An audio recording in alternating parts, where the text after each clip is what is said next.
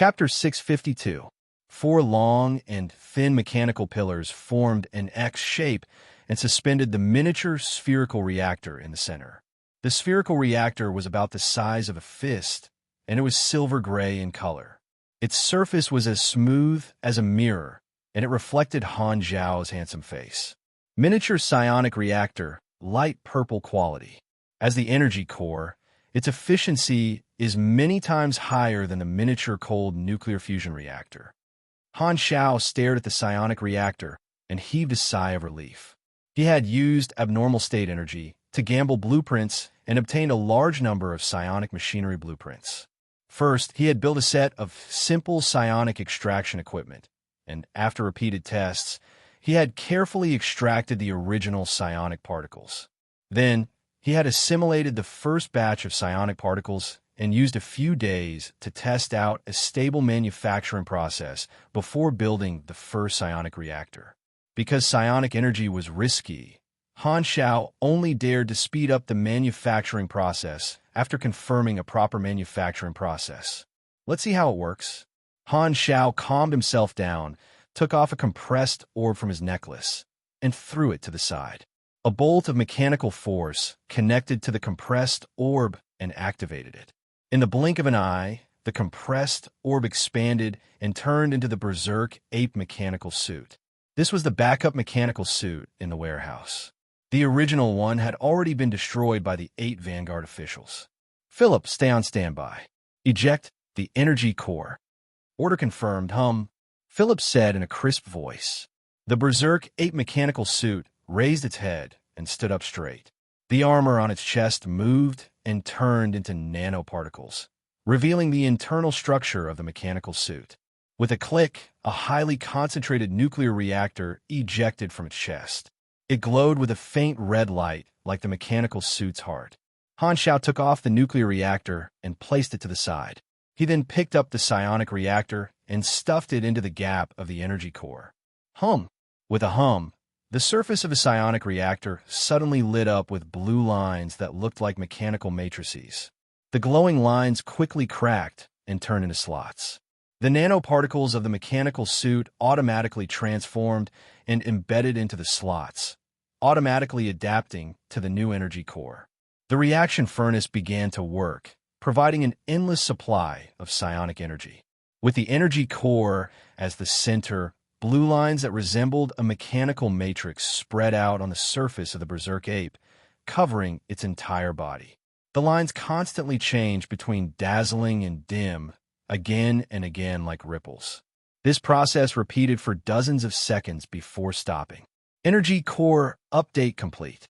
Mech self-adaptation successful. Nano energy transmission pipe has been changed to psionic mode. Self-check in progress, Self-check complete. Running condition is good. No hidden faults, Philip's tone was cheerful. He seemed to be very happy, like a spoiled child. While building the psionic energy reactor, Han Zhao used the newly acquired logic program enhancement to upgrade Philip's logic program. While improving its computing efficiency, Philip also downloaded the emotion module, making it more lively. Not only that, it took the initiative to change its voice system, and its voice became that of a cute little boy. Looking at the equipment introduction on the interface, the upper limit of the Berserk Ape's power output had directly tripled, allowing it to carry more modules. The mech's energy value of over 20,000 had instantly increased to 57,000, doubling it. With such a huge improvement, the importance of cutting-edge knowledge was fully demonstrated. Han Zhao released mechanical force from his palm and connected it to the Berserk Ape mechanical suit. The next moment, the Berserk Ape quickly attached itself to his body, and he was fully equipped. With a thought, the arm of the mechanical suit transformed into a precise cannon barrel and aimed at the alloy wall in the distance.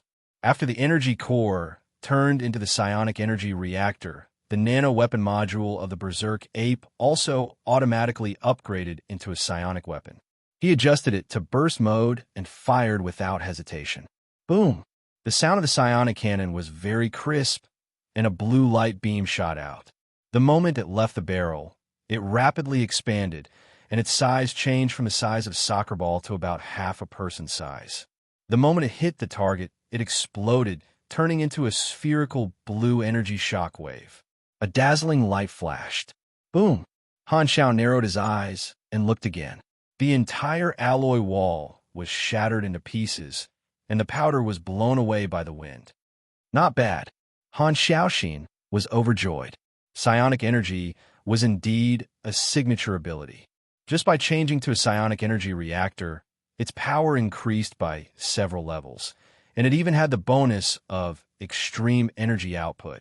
Because primordial psionic energy was not stable, conventional psionic weapons used the dormant psionic energy converted from the reactor. Its power was controllable, and before it was activated, it would not expand. Only strategic weapons between civilizations would pursue the lethality of primordial psionic energy without limit. Super powerful psionic weapons were controlled, and if they were used without authorization, the star cluster civilizations and even the three universal civilizations would definitely investigate. After all, no one wanted to see a planet under their jurisdiction suddenly flattened by a psionic star destroyer cannon. The various civilizations were extremely vigilant toward mechanics who controlled psionic energy. It was fine if they threw trash everywhere, but not psionic energy. Han Xiao was still unable to create something like a star destroyer cannon. His level and intelligence were not high enough, and his knowledge was not complete. Only when he reached the level of Mecha Empire, Manison, would he be able to create such a weapon. This was also one of the characteristics of a beyond grade A super. Han Xiao tested the psionic cannons for a while before testing the Berserk Ape Shield module. Due to the change of the energy core, the shield had also become a psionic shield. Its appearance had also changed. The original energy shield had a uniform color, like a translucent mirror emitting yellow or blue light. As for the psionic shield, its appearance was like a bubble. Two-thirds of the area in the middle was colorless and transparent, with energy ripples like water. Outside the colorless area, it was dark blue, and the color gradually changed toward the edge, becoming darker and rounder. It was not as angular as before, but the strength of the shield had greatly increased. At the same time, due to the assimilation characteristic of psionic energy, when the psionic shield was hit, it would absorb a small amount of damage to replenish the shield value, increasing its durability. The psionic shield also had a close-range impact. Han Xiao activated the psionic shield and slammed it into the new alloy wall. The alloy wall caved in like soft mud, leaving behind a semicircular dent. At the moment of impact, the value of the shield decreased slightly, turning into the force of impact, increasing his close-range attack power. Even if it was an ordinary person with a psionic shield on their fist, a punch with normal strength would be able to bend steel. This was an important method for mechanics to deal with close-range attacks. Right, I remember that the psionic reactor has its own wave ability. Han Xiao suddenly thought of something. He raised his hand and controlled the reactor to provide energy to his palm. Then, with a shake of his wrist, a psionic ball of light immediately appeared on the mechanical suit's palm, floating above his palm. It was in a dormant state and was rather stable, like a new blue medium. He pressed the psionic ball against the alloy wall. The next moment, a psionic shockwave swept out, and the alloy wall shook violently, with fine cracks appearing on its surface. As expected, the psionic mechanical suit can directly release psionic energy and has its own psionic wave ability. Han Xiao was very satisfied with the test results. Directly releasing energy was a very useful ability. Not only could it increase the power of close-range attacks, but could also be used in various complicated applications. With the test of the energy technology completed, Han Xiao started to build machines. The first one he improved was the Berserk Ape mechanical suit. The Berserk Ape was a mechanical suit that he had built when he was over level 140. Now that the technology had changed, it was time to improve it. Han Xiao planned to upgrade the Berserk Ape to keep up with his current level and make it his core weapon. The reconstruction of the mech army was also ongoing. Han Xiao refined a large amount of psionic particles as the core material and directly poured in a large amount of experience to fuse the mini psionic reactor assembly line. allowing the military factory to mass produce it. Other than that, as Han Zhao's level increased, more high-level blueprints were unlocked. Han Zhao gambled on some new models of mechanical soldiers and weapons, building their own assembly lines. Batch after batch of new high-level machines were produced one after another. Now, the functions of the Black Star Corps' military factory were clearer, and it was divided into two parts. The logistics factory that Reynolds was in charge of was mainly used to supply the entire army. On the other hand, Han Zhao's military factory was for private use. The equipment there was top-notch. Be it in terms of survival speed or quality, it was far superior to the logistics factory. So far, Han Zhao had only lent it to Reynolds. It could be said that only Calamity grades were allowed to use his private factory. The assembly line that Han Zhao had personally built enjoyed his personal bonuses. The new talent, Machinery Truth Mastery, greatly increased the attributes of the machines that left the factory. The current cannon fodder mechanical soldiers had attributes no lower than the elite soldiers of the 0x regular army before the class advancement. At his level, the production capacity was already off the charts, and the reconstruction speed was very fast. As long as he was willing to spend money, he would be able to build a new mechanical army in a very short period of time. Han Zhao's ability to spend money was getting stronger and stronger. He spent 4 to 5 million anas and completed the reconstruction of the mech army in just a month.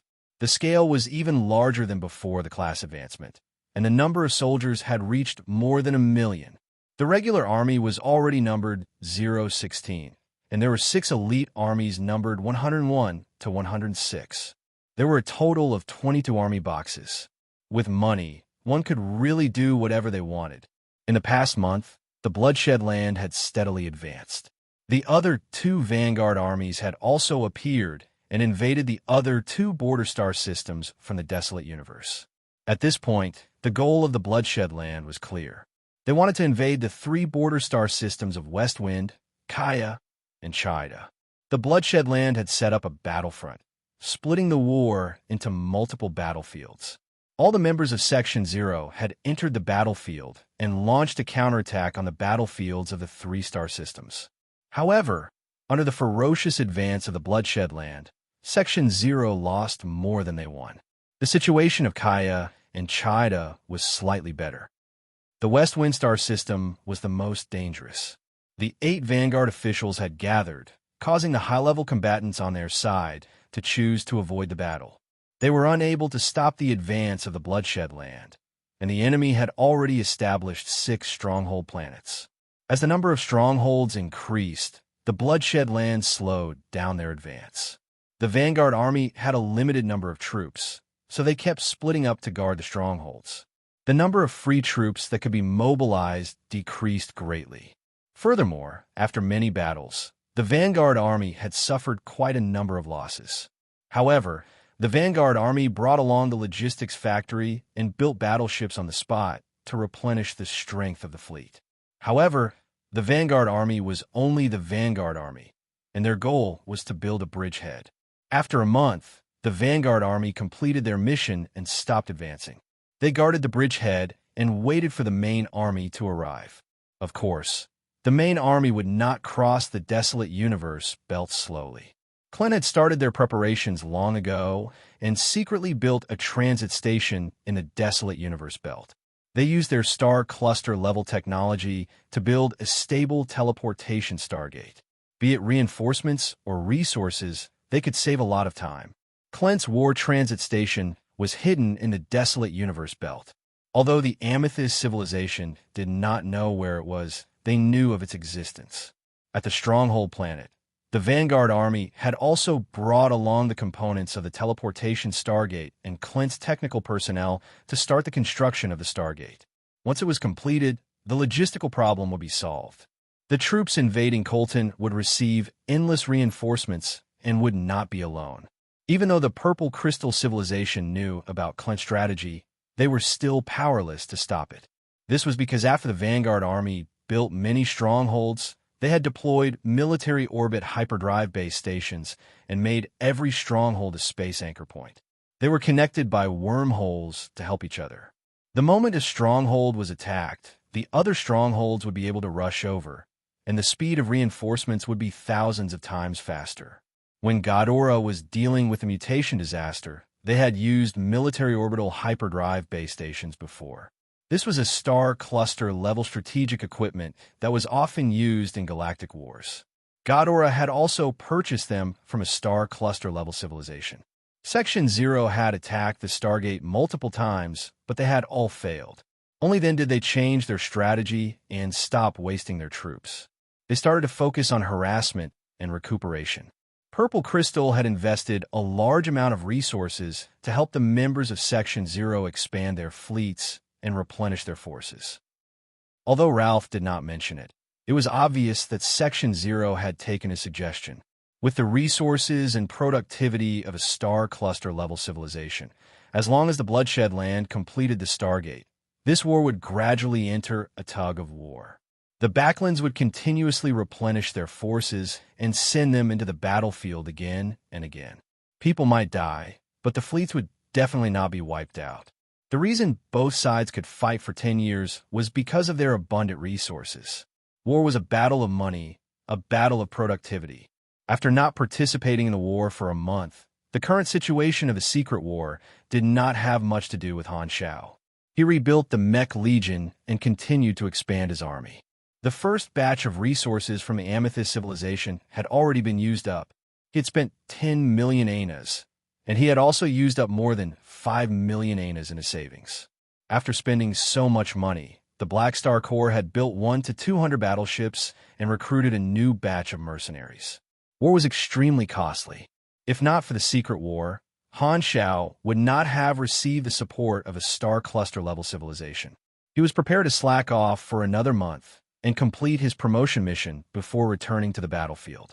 Farming contribution points was still useful, and Purple Crystal still had a few cutting-edge knowledges that he had yet to learn. Chapter 653. After the start of the Secret War, the Black Star Corps had expanded a few more times. Some of the seedlings in the training camp had matured, and many freelance mercenaries had been recruited. Now that the Black Star Corps had a lot of new blood, the number of official mercenaries had exceeded the 200,000 mark. Base number 1 had more than enough manpower. 3 masked mages in black hooded robes walked into the hall of base number 1. They attracted the surprised gazes of many mercenaries along the way. The hidden Red Robe Abbey was famous throughout the Star Field, and Magus, Austin's forbidden sorcerers, were very famous. Why are Austin's people visiting the captain? Many people knew that the captain was an officer of the Dragon Emperor. Seeing that Han Shao was in contact with another beyond Grade A, they could not help but wonder. The 3 forbidden sorcerers came to the guest room. Seeing Han Shao, they all nodded and bowed. Han Shao waved his hand and told Sylvia to go back to study.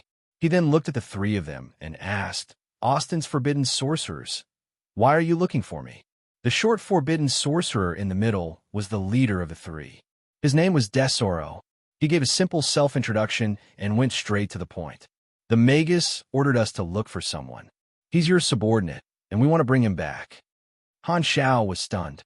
This was out of his expectations. He thought about it and asked tentatively, "Are you talking about Lagi?" Among the officers, only Lagi's background was unknown. Plus, he was a Grade A+ mage, so he was most likely the target they were looking for. Yes, his full name is Lagi Schwal. He used to work under the Magus. Desoro's tone was calm, and his words were ambiguous. It seemed like he did not want to reveal the details. Han Shao was secretly surprised. Lagi had been locked up for 10 years, and no one had gone to save him. Now that he was free, Austin's people immediately came looking for him. Although he knew that Austin would not be so sneaky, it did seem like he wanted to take advantage of him. He then thought about it and felt that something was wrong. If Lagi was Austin's subordinate, how could he have been captured so easily? Lagi seemed to have been a lone ranger before he was captured. If this was true, it meant that he had already left Austin's organization. Then, why would Austin send people to retrieve Lagi? "Why are you bringing him back?" Han Shao asked. Desoro shook his head and refused to answer. He said, "This is the order of the Magus. We are just following orders. What if I refuse?" Han Shao narrowed his eyes and asked tentatively, Disoro's tone was calm and emotionless. The Magus said that you owe him a favor and will give him face. Han Zhao's mouth twitched. He was amenable to coaxing, but not coercion.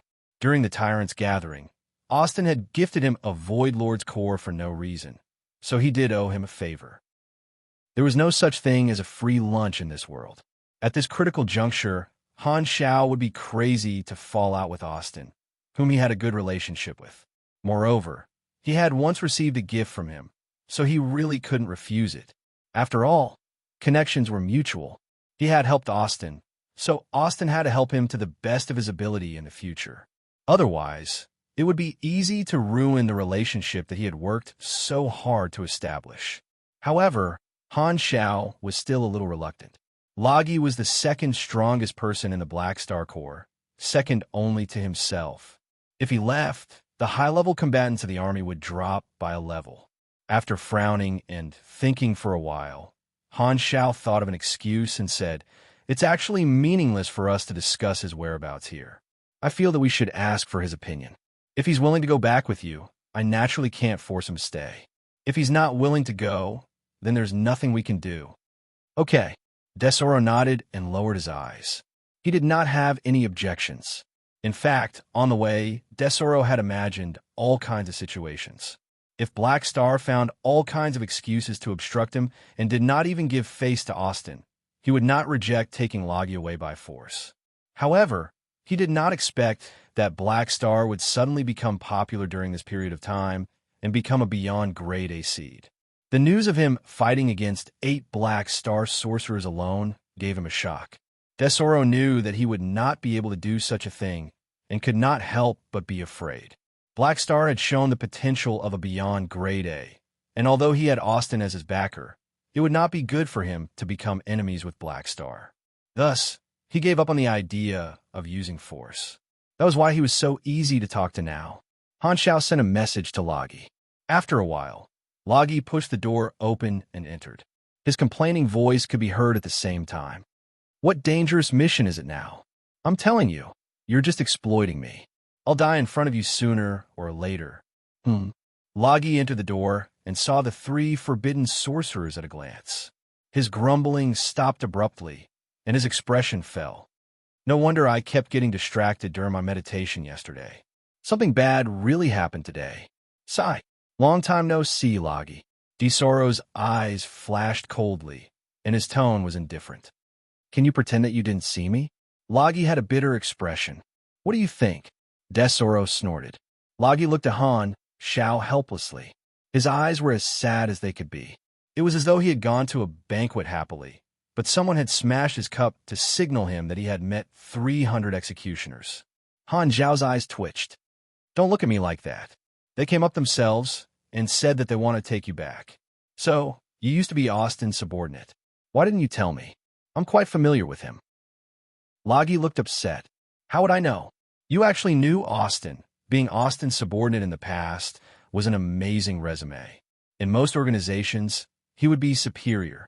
Lagi did not tell Han Zhao because he wanted to keep a low profile.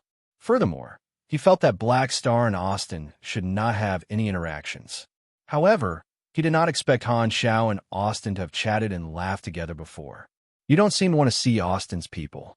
What's your background? You don't have to hide it anymore, do you?" Han Zhao frowned slightly. Desoro glanced at Han Zhao, but did not say anything to stop him. Lagi sighed with a melancholy expression. He had an expression that said, "I don't want to talk about the past anymore." This made Han Zhao's OCD act up. He wanted to stuff a cigarette in Lagi's mouth so that he could smoke. "All right, I'll tell you. A few decades ago, I was the forbidden sorcerer commander of the Hidden Red Robe Abbey, the 4th disciple of Magus Austin." Han Zhao's eyes widened when he heard this. "Oh my little guy, you're quite impressive." The position of a forbidden sorcerer commander was probably equivalent to the chief vanguard under the tyrant, and the 4th disciple of the Magus Master meant that he was one of Austin's direct disciples.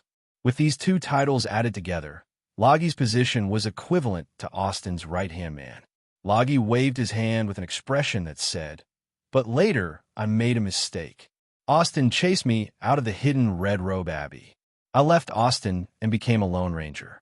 Later, I was caught, and then you saved me. You know what happened after that?" Han Xiao was surprised. With Logi's position, what kind of terrible mistake did he make that caused Austin to personally chase away his right-hand man? At this time, Desoro could not help but cough.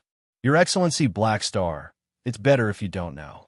Han Zhao's eyes moved, and he became more and more curious. He turned around and saw that Logi's face was full of vicissitudes, as if he had suddenly grown stubble. Sigh. Everyone has a time when they were young and frivolous. The Magus Master is a good person. It's a miracle that I can live until now. Logi smacked his lips and said in a reminiscing tone. Han Zhao's mouth twitched. It was very difficult for him to imagine Logi being young and frivolous. He felt that people with this name were born with the halo of a lazy salted fish. They could not be associated with the words young and frivolous. All right, back to the topic. Han Xiao had a helpless expression. "I respect your opinion. If you want to go back with him, I won't stop you. If you want to stay, I'll help you reject them." Desoro frowned and thought for a while, but he did not immediately speak. Logi rubbed his face and sighed. "I'll go back with you." Hearing this, Desoro was relieved. Fortunately, Logi was tactful, so he did not have to become enemies with Black Star. He turned to Han Xiao and said calmly, "Your Excellency Black Star, he's willing to go with us. Please keep your promise." "All right." Han Xiao pursed his lips. It was not easy for him to find a capable helper, but he was going to abandon him just like that. He felt like his neighbor had reached out and pulled out a high-quality chive that was like jade from his vegetable field. He did not feel good about it. At this time, Logi suddenly spoke, and his tone became serious. "Black Star, you saved me, so you're my benefactor. Don't doubt my belief in serving you. I'm going back to explain things to Austin. Otherwise, they won't let this go. I don't want to bring you trouble." Han Xiao raised his eyebrows. After hearing this, he suddenly felt that he had wronged Logi. The unhappiness in his heart disappeared, and he even felt a little touched. This person is quite reliable. He's actually so considerate of me. I didn't save you for nothing. As soon as he said that, Logi returned to his original state and became dispirited. He muttered, "You can't beat Austin anyway, so it's useless for me to reject them. It's good for everyone if I go back with them." Sigh. "Hey, what are you talking about?" Han Xiao could not help but ask Desoro. "What's Austin thinking? Why did he make him the commander of the forbidden sorcerers? Isn't he afraid that all the forbidden sorcerers will become autistic under his leadership?" He wasn't like this before. Desoro's tone was awkward. They exchanged a few more pleasantries before Desoro stood up and said seriously, "My mission is complete. I'll take him away first." Han Xiao was about to nod when he suddenly thought of something. He hurriedly called out to the few people who were about to leave, "Wait a minute. I need your help with something." Desoro turned around and said in confusion, "Please go ahead." I want to spar with you guys," Han Xiao said reluctantly. Including Logi, there were 4 experts in front of him, all of whom should be more than 20 levels higher than him. This was a good opportunity to do the promotion mission. If he could win all of them, he would get 24 trial points, which would complete half of the mission. This opportunity would not come again. Therefore, although it was abrupt, Han Xiao still spoke. Sure enough, Desoro and the others were stunned, and they felt bewildered and puzzled. Strange, why did Black Star suddenly make this request? Desoro was stunned for a few seconds before replying with a strange tone. "Oh, why is that? Actually, I'm a battle-hungry person. When I meet a strong opponent, I can't help but want to spar with them. The forbidden sorcerers are very famous. I want to experience your strength and test my new weapon." Han Xiao quickly made up an excuse. Desoro was still hesitating. Seeing this, Han Xiao gritted his teeth and took out his trump card that had never failed before. "Let's play." Since we're already here, as expected of a trump card, once it was used, Desoro did not know how to reject it. Originally, he only wanted to bring Logi back and complete the mission as soon as possible. However, now that he received the invitation, he suddenly had the intention to spar. It was now said that Black Star was a future beyond grade A seed. Only a few dozen people in the entire star field had such an honor. Although Desoro was only an officer under a Beyond Grade A, he also had the dream of becoming a Beyond Grade A Super. Desoro wanted to measure what was so special about a Beyond Grade A seed and see how big the gap was between him and the other party. Thinking of this, Desoro no longer refused. Instead, he was eager to give it a try. Staring at Han Xiao, he said with a deep voice, "Okay, you pick the place." Hearing this, Han Xiao immediately revealed a simple smile. He looked at Desoro and the others as if he was looking at a few walking leaks. "By the way, I still want to spar with you." Han Xiao pointed at Lagi, who did not think it had anything to do with him. Lagi was stunned, and his face turned bitter. He murmured, "I understand. I'm going to be accidentally killed during the spar." At the same time, in the Garden Star system, Blue Star, this is Black Star's hometown, a stealth spaceship was floating in outer space. Stephanie looked at the blue planet through the porthole with a playful smile. Chapter 654. Blue Star, Black Star City.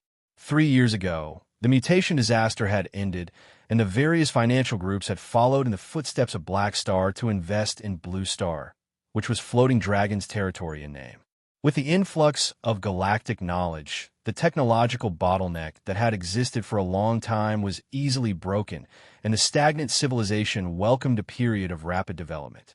The mutation disaster was both a calamity and a turning point for the civilization to become a galactic civilization.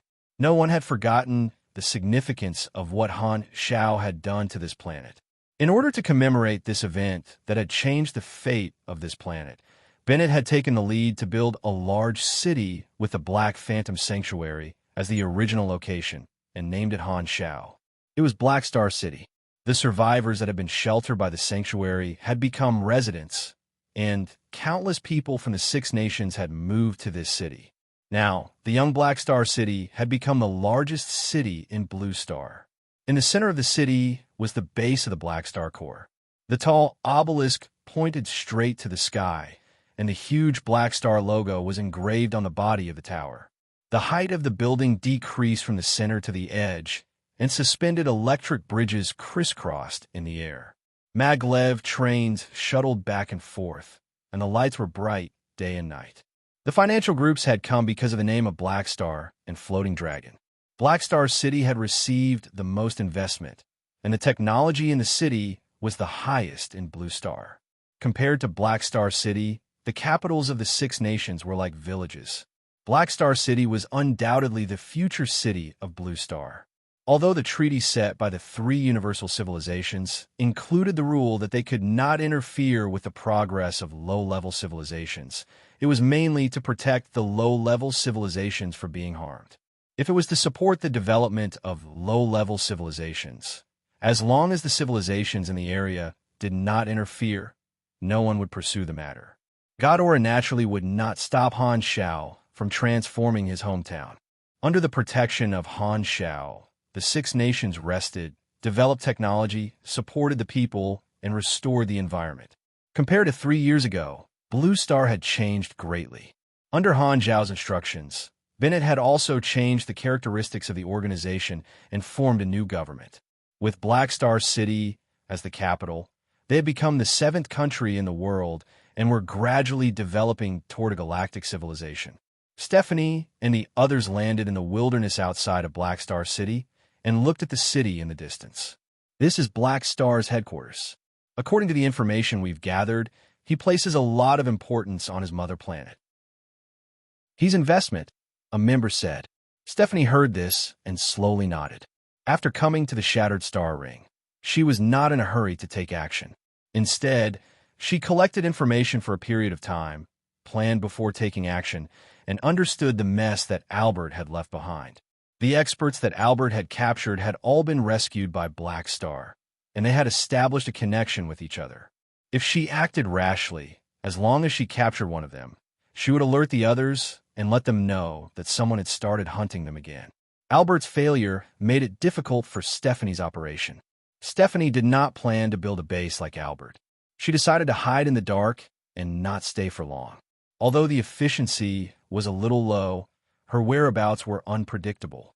The enemy was in the light while she was in the dark, so the risk was not high. She also did not plan to cooperate with Clint again. Clint had taken the blame for them, so the possibility of them betraying them was very high. Furthermore, if she did not build a base, the intelligence channel was not that important to her. Under such circumstances, Black Star, who was not to be messed with, was the best first target. He had killed 6 of Albert's people and saved everyone else, making Albert's years of accumulation go up in smoke. Recently, he had even earned the title of a Beyond Grade A seed. He had a lot of potential and was the best prey. His Excellency Thousand Shadows would definitely like him. Black Star is participating in the war, so we don't have a good chance to do anything. However, as long as an enemy that he can't deal with appears on his mother planet, he'll definitely come back to deal with it. I'm not as reckless as Albert. I won't take advantage of the situation. Stephanie did not want to attack Black Star's territory, nor did she want to take the risk of entering the secret war. She chose to set a trap and lure Black Star into an ambush. Choosing the Blue Star as the battlefield seemed to give Black Star an advantage, but in reality, it would make him cautious. Including herself, 10 Calamity-grade shadows might not be able to kill Black Star, who was nicknamed Indestructible Body, but subduing him would not be a problem. Even if he has the potential to become a Beyond Grade A, he's still not a Beyond Grade yet. Stephanie had a calm expression. Looking at the blue sky, Stephanie took a deep breath of air and felt the coolness in her lungs. She closed her eyes in enjoyment and said with a half-smile, "Hee hee, I didn't expect to miss the entire war era after sleeping. This place is like my hometown, a thriving planet. I really want to smash it." The other 9 looked at each other and did not say anything. They were not familiar with Stephanie. They only knew that this captain was a shadow from a different era. Whoosh! The blacklight stealth slowly landed on an uninhabited planet. Han Xiao, Desoro, and the other 3 walked out of the hatch. "Let's do it here. The place is big enough, so there's no need to worry about damage." Han Xiao smiled. He did not choose the base as the location for the spar. If they were Calamity grades, the base would be destroyed if they accidentally released any shockwaves. The walls of the training room might not be able to withstand the shockwaves, so he did not want to suffer any unnecessary losses. Desoro did not say anything, but expressed his attitude with his actions. He opened his arms, and golden magic circuits appeared on his black robe. His magic power surged out, and his robe fluttered in the wind as if a typhoon had appeared out of nowhere. His eyes under the shadow of the hood flashed with lightning and thunder, and his battle intent spread rapidly in the air. Lagi and the other 2 forbidden sorcerers retreated far away and cleared the battlefield. A sense of pressure rushed toward him, and Han Zhao's eyes narrowed. He activated the necklace with his mechanical force, and a brand new mechanical suit instantly covered his entire body. It was even more beautiful than the Berserk ape, with a streamlined silver and black body with glowing blue cloud patterns. It had turned from an iron-headed doll into a psychedelic wind. However, it was far more violent than the Berserk ape. This was the upgraded version of the Berserk ape. It was also an ape model of the super nano transforming mechanical suit, named Mountain Ape. The equipment requirement for the Berserk ape was level 135, while the equipment requirement for the Mountain Ape was level 165. It was a full 30 levels increase. Han Xiao had used a large amount of rare materials and integrated new technology to greatly increase the mechanical suit's attributes. Its armor value was over 110,000, and its power level was close to 5,000. Its performance was extremely strong. The specialty of the Berserk ape was its strength, while the specialty of the Mountain Ape was its energy, which was the advantage of the psionic reactor. The Berserk ape was more for close-range combat, while the Mountain Ape fought with psionic energy. It was more versatile. "Come." Desoro raised his voice. A gem that was fixed with an instant cast spell on his collar shone brightly. The next moment, a dazzling spell array extended from under his feet, turning into a huge black whirlpool of stars that seemed to be connected to another dimension. An enormous 12-fingered palm reached out from the vortex. Its texture was like obsidian, and it was covered in glowing golden cracks. Just the palm alone was more than 100 meters long, and it slammed onto the ground. Bang! The ground cracked, and the mountain shook. Summoner? Super Magic Colossus? Han Xiao raised his eyebrows, intrigued. The summoner class was as famous as the army style. The forbidden sorcerers were all secret spell masters and knew spells from many different classes. It seemed like Disoro's major was the summoner class. You want to use a large-scale summoning spell in front of me? Do you think I'm invisible? I won't sit by and watch you summon a pig trotter. Han Xiao curled his lips and crossed his palms, forming an oval area. He aimed at Desoro, who was not far away. A blue light particle was born in his palm and suddenly expanded, releasing a dazzling light. A majestic blue light beam shot out. Desoro maintained the summoning circle. The patterns on his robe lit up, and a high-energy magic shield appeared in front of him. The blue light beam crashed into it. At this moment, Desoro was alarmed. His eyes narrowed, and he immediately deactivated the summoning circle, retreating a few hundred meters with a blink spell. Boom! The blue light beam instantly swallowed the magic shield and shot into the ground. The ground cracked rapidly, and blue energy spewed out of the cracks. Rumble! A dark blue pillar of light that had expanded dozens of times erupted from the ground and soared into the sky like a fountain. The momentum was like an earth dragon turning over, and the earth was completely devoured by the energy. Psionic impact, whale wave, one of the mountain ape's abilities. The energy beam disappeared into the sky, and the ground had turned into a circular crater with a diameter of more than 100 meters. Because the summoning circle had ended prematurely, only one arm of the magic colossus was summoned, and it was almost shattered by this attack. You know how to use psionic energy? Disoro's tone became extremely solemn. A mechanic who could use psionic energy and a mechanic who could not were two completely different concepts. Isn't this? Han Xiao was only halfway through his sentence when his body suddenly blurred. The thruster filled with psionic energy turned him into a bolt of lightning with a blue afterimage. Han Xiao closed in on Desoro in the blink of an eye, and his fist, which was wrapped in a psionic shield, landed on Desoro's protective spiritual light along with the second half of his sentence. Sooner or later, bang! The two figures collided with each other. The psionic shield released a huge amount of kinetic energy, and the protective light shattered inch by inch. Desoro suffered a heavy blow. His chest felt suffocated, and he was sent flying like a meteor. Han Xiao caught up to his flying figure, grabbed Desoro's neck with both hands, and threw him into the sky. Mountain Ape Throw. Compared to Berserk Ape's Berserk Throw, the Mountain Ape version of Throw increased the strength attribute by 50 points, but reduced the number of times it could deal damage. However, there was an additional 5-second stun time. Overall, it was more of a control type. Kill. Han Zhao's figure came to a stop. The two-handed mechanical suit turned into energy cannons, and dozens of cannons were aimed at Desoro in the sky. Tong tong tong. In the blink of an eye, psionic cannons rushed out of the cannons and caught up to Desoro. The light illuminated his shocked eyes. Rumble. Balls of blue light exploded in midair. The light from the explosions illuminated the mountain ape's mechanical suit helmet time and time again, and the scorching heat waves reverberated.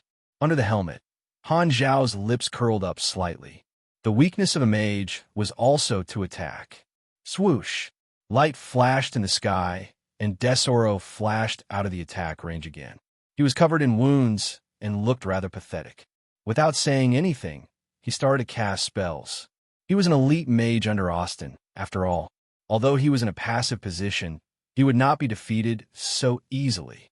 However, Desoro had to admit that although he did not underestimate Blackstar, Blackstar's combat ability was still beyond his expectations.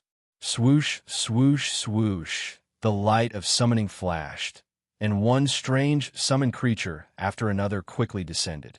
Desoro even cast dozens of instant buff spells on himself to prevent Han Xiao from attacking again. However, he found that Han Xiao had no intention of stopping his summoning. Han Xiao chuckled and clapped his hands. The space around him suddenly rippled, and a buzzing sound echoed. Shaking people? I could do it too. Hum. 22 army boxes appeared out of thin air with a flash of dimensional warp. In order to increase the efficiency of the army, Han Shao did not care about the cost and equipped the army boxes with energy furnaces and warp engines. This way, the support range and speed of the Mech Legion greatly increased, and there was no need for the Blacklight stealth to be airdropped. Most importantly, the level of the army had suddenly increased. Finding these people to spar was not only for the promotion mission, but also to test the combat ability of a new army. Naturally, he would use everything he had. Han Shao pulled his fist, and mechanical force chain lightning grabbed onto every army box. Bang, bang, bang. The army boxes shook, and the doors opened one after another, spitting out countless compressed orbs and turning into a black mass of Mech Legion. In front of the huge Mech Legion, Disoro's summoned creatures were like lambs surrounded by wolves, weak and helpless. Get him! Han Shao pointed at the helpless Desoro. Boom! The mechanical army acted brazenly and swallowed Disoro's summoned creature army like a flood that blotted out the sky. The battle instantly turned into a gang fight. The scene instantly became chaotic. Chapter 655. Both the army style and the summoning style were fighting in groups. The summoning style burned mana and did not cost much money. Even if the summoned creatures were defeated, they could still be summoned again. It could be said that learning the summoning style would be useful for the rest of one's life. The army style burned money.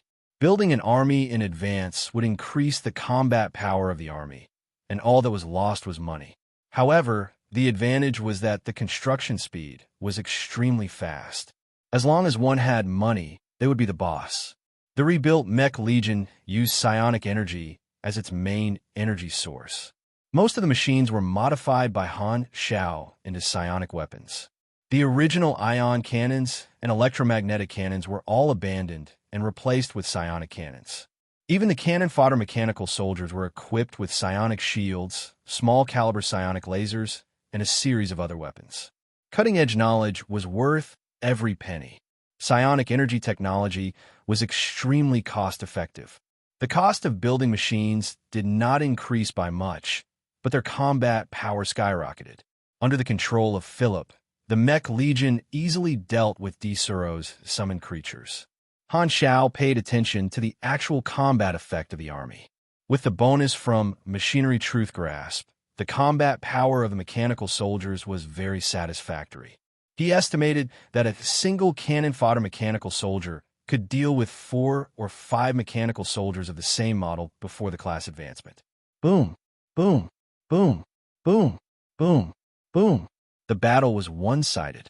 Disoro's summoned creatures were all wiped out, and he was the only one left being surrounded by the Mech Legion. All kinds of spells were cast. Even without his summoned creatures, he was still a powerful, forbidden sorcerer. The power of his spells was astonishing, and he was proficient in casting them. The battlefield was an uninhabited, desolate planet.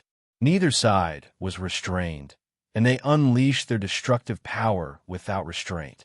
Desoro flashed continuously, and a Mech Legion chased after him. The battlefield kept shifting, spanning thousands of miles. Powerful forbidden spells and psionic cannons bombarded the surface of the planet. The Earth was a mess, and there were deep craters everywhere. If this was a civilized planet, the buildings on the surface would have been leveled long ago. Surrounded, Desoro felt extremely exhausted. It was as if he had fallen into a swamp, and it was difficult for him to move. If it was the Mech Legion before the class advancement, even if a Calamity Grade Super was surrounded, they would not feel much of a threat. Stronger Calamity grades, such as the 8 Vanguard officials of the Tyrant, could still enter and exit the army. Basically, they could only slowly grind away at the enemy's health and energy, like boiling a frog in warm water. As for the Mech Legion, their lethality and containment abilities had skyrocketed. The psionic cannons and psionic shields had increased the overall offensive and defensive capabilities of the Mech Legion by several levels. Now, they were more like fried chicken. Even a senior calamity grade like Desoro felt nervous. The psionic cannons were more powerful, so the firepower did not need to be too concentrated. Thus, the attacks became more concentrated, and the psionic cannons seemed to have weaved a blue spiderweb. Danger was everywhere, and the margin for error dropped drastically. In terms of defense, the Special Defense Team connected the psionic shields to form a barrier that was several hundred meters in size. It was like a giant bubble that could not be shaken by Tier 6 or Tier 7 offensive spells. Desoro could only use powerful forbidden spells to barely cause any damage, which consumed a lot of mana. He's completely passive. He's definitely going to lose. At the edge of the battlefield, the tone of the other two forbidden sorcerers changed slightly. Before the battle, the two of them also had the intention of observing Black Star's strength. However, the scene in front of them surprised them. They were clear about Desoro's strength, and they thought that even if Black Star could defeat Desoro, it would still be a tough battle. However, the battle was completely one-sided. He's gotten stronger. Lagi had mixed feelings. He had only known Han Xiao for a short time, and this was the first time he had seen Han Xiao's growth speed. When they first met, although Lagi had habitually underestimated his strength, he still felt that his chances of winning against Black Star were 50%. A month ago, when Han Xiao announced that he had the indestructible body, he felt that his chances of winning had become 70 to 30%. Now, he felt that he was trash. Such an unbelievable growth speed. This is the true potential of a Beyond Grade A, right? Lagi had mixed feelings. His negative energy level was off the charts. He suddenly felt that there was no need for him to learn magic. He might as well go home and raise pigs. Disregarding the thoughts of the three of them, on the battlefield, Desoro fought for a while longer. He was almost disgusted by the Chewy Mech Legion and no longer had the mood to fight. He could not help but yell, "I'm not fighting anymore. I admit defeat." Han Xiao raised his finger and signaled for the Mech Legion to stop fighting and retreat to the side. With the pressure gone, Desoro immediately felt his body lighten. He took a deep breath and slowly floated to Han Xiao. After hesitating for a while, he said with reluctance and helplessness, "You won this battle. I'm no match for you." If he continued fighting, he could actually last for a long time, but he felt that it would be futile. Black Star's Mech Legion was extremely strong and did not give him any chance. Black Star was idling by the side, and he was still having a hard time. If he continued fighting, he would most likely not win. "You're very strong too." Han Xiao smiled. "You should try to break through. You might be able to take me down in one fell swoop." Desoro's face darkened. He wanted to say, "Do you have any shame?" But after thinking about it, he decided not to say it. Black Star's indestructible body was famous throughout the star field. Who did not know that the physical body was Black Star's strength? He was not a native who had lost his internet connection. Only a fool would try to break through Black Star's face. This was also one of the reasons why Desoro admitted defeat. He could not see any chance of turning the situation around. Luckily, I didn't clash with him. Desoro could not help but feel lucky that he was rational enough to give up on the idea of using force. The way he saw it, even the top 3 disciples of Austin would find it difficult to defeat Han Xiao. He would only be beaten to the ground by Black Star. As expected of a Beyond Grade A seed, Desoro was convinced. There was indeed a huge gap between him and a Beyond Grade A seed. Han Xiao gave Desoro a few words of encouragement. As the victor, he had the right to speak with such an attitude. Desoro did not feel that there was anything wrong with it. A calamity grade was not a sore loser. The loss of the battle only made him feel depressed for a while, but he soon forgot about it. However, he put away his sense of superiority as a Beyond Grade A subordinate and respected Han Xiao even more. You have received 6 trial points. Current progress, 6/50ths. After chatting for a while, a notification popped up on the interface. Han Xiao was refreshed, and he nodded. He's indeed 20 levels higher than me. The standard for winning a spar is for the opponent to admit defeat. One person can only do it once. There are 3 people left. Han Xiaoxin was overjoyed. He turned around to find Logi and the other two and challenged them to a battle. Since they were being challenged to a spar, the other two forbidden sorcerers would not avoid the battle, even if they knew that they could not win. After all, it was just a spar. Desoro felt strange. In his opinion, Han Xiao had defeated him, but he still wanted to deal with his two colleagues. This was undoubtedly a show of strength. It seems like although Black Star did not say it, he doesn't want us to take Logi away. That's why he purposely challenged us to a spar to show his strength and beat us up. Desoro felt that this was the truth and felt depressed. These two forbidden sorcerers were not summoners, and their combat strength was similar to Desoro's.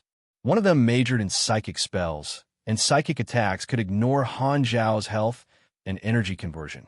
They could not be absorbed and turned into energy, which caused him some trouble. This was one of his few weaknesses, but Han Xiao did not show it.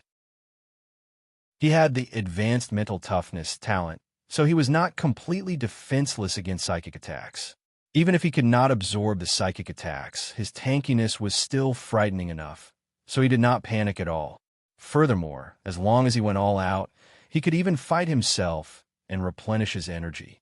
There was no need for him to act like a gangster at this time. The spar ended quickly, and this psychic forbidden sorcerer admitted defeat. Logi was like a walking salted fish.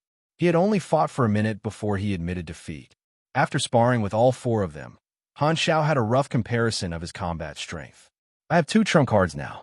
One is my tankiness, and the other is the army style. As long as it's not a peak grade A+ whose energy rank is only one step away from a beyond grade A, I can maintain a 50% chance of winning. When surrounded by many people, I can probably pose a threat to 3 calamity grades at the same time. If it's just stalling the enemy and ignoring the fact that the enemy has the initiative, I should be able to stall 6 to 7 people of the enemies that can threaten me. The psychic type is 1. The second is the virtual mechanic, and the third is the army-style mechanic who also has psionic energy.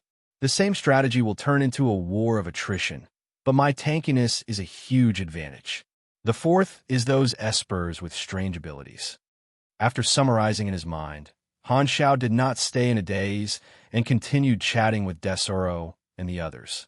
The spar was over, and Desoro expressed his intention to leave. This time, Han Xiao did not stop him. Austin is a good person. Although I was chased away by him, I still have feelings for him. He will make things difficult for me. Black Star, I'll definitely come back when the time comes. Before leaving, Logi was serious for once and made a promise. Okay. Han Xiao smiled. When you come back, you'll be my vice captain. Logi had only joined the Black Star Corps not long ago and was still in the probation period. He was only a high-level fighter and had not taken on a position yet. With his ability, he was undoubtedly qualified to take on the position of vice captain. No one would have an opinion about a grade A+ super becoming the vice captain. Furthermore, he had an amazing resume. Although he was a little lazy, he was indeed a talent. Since the Black Star Corps had developed to this point, they indeed needed a second expert who could hold the fort. Logi was stunned and hesitated. Does that mean I have more work to do? I'll give you a nominal position. Is that enough? Only then did Logi smile again.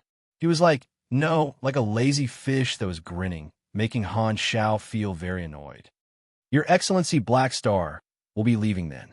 Desoro and the other two nodded and walked toward the spaceship with Logi. Han Xiao thought about it and threw an observer's mark on Logi. His promotion was imminent, and his racial talents would change.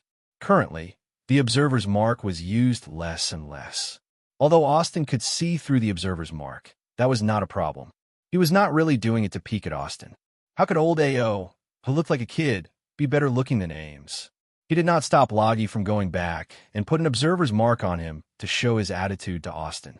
Austin was different from the tyrant. He did not have any conflicts with Austin, and their relationship was not bad. He seemed to think highly of Austin. The spaceship took off and left. After watching Desoro and the others leave, Han Xiao looked at the interface. At this time, the progress of the promotion mission was almost half completed. Nice, very efficient. 26 points left. If I challenge someone 20 levels above me, it'll only take 5 people. If I'm at the same level, I'll need at least 7 people. you have triggered the third round of the Prey mission. Chapter 656. Round 3. New Hunter Mission Introduction. You have defeated the first batch of hunters and uncovered the tip of the iceberg. Now, a new group of hunters has arrived. They are even stronger and more dangerous. They are hiding in the shadows and watching you, ready to make a move. Mission requirements. Resolve the attack of the new hunter team. Did the mastermind behind Albert's group send a new team to hunt again? Han Zhao's expression froze. The high amount of experience reward indicated the difficulty of the third round. The mission introduction was very ambiguous. He only knew that there was a strong enemy of unknown strength eyeing him in the dark, but he knew nothing about the enemy's plan. This was like a ticking time bomb that would explode at any time.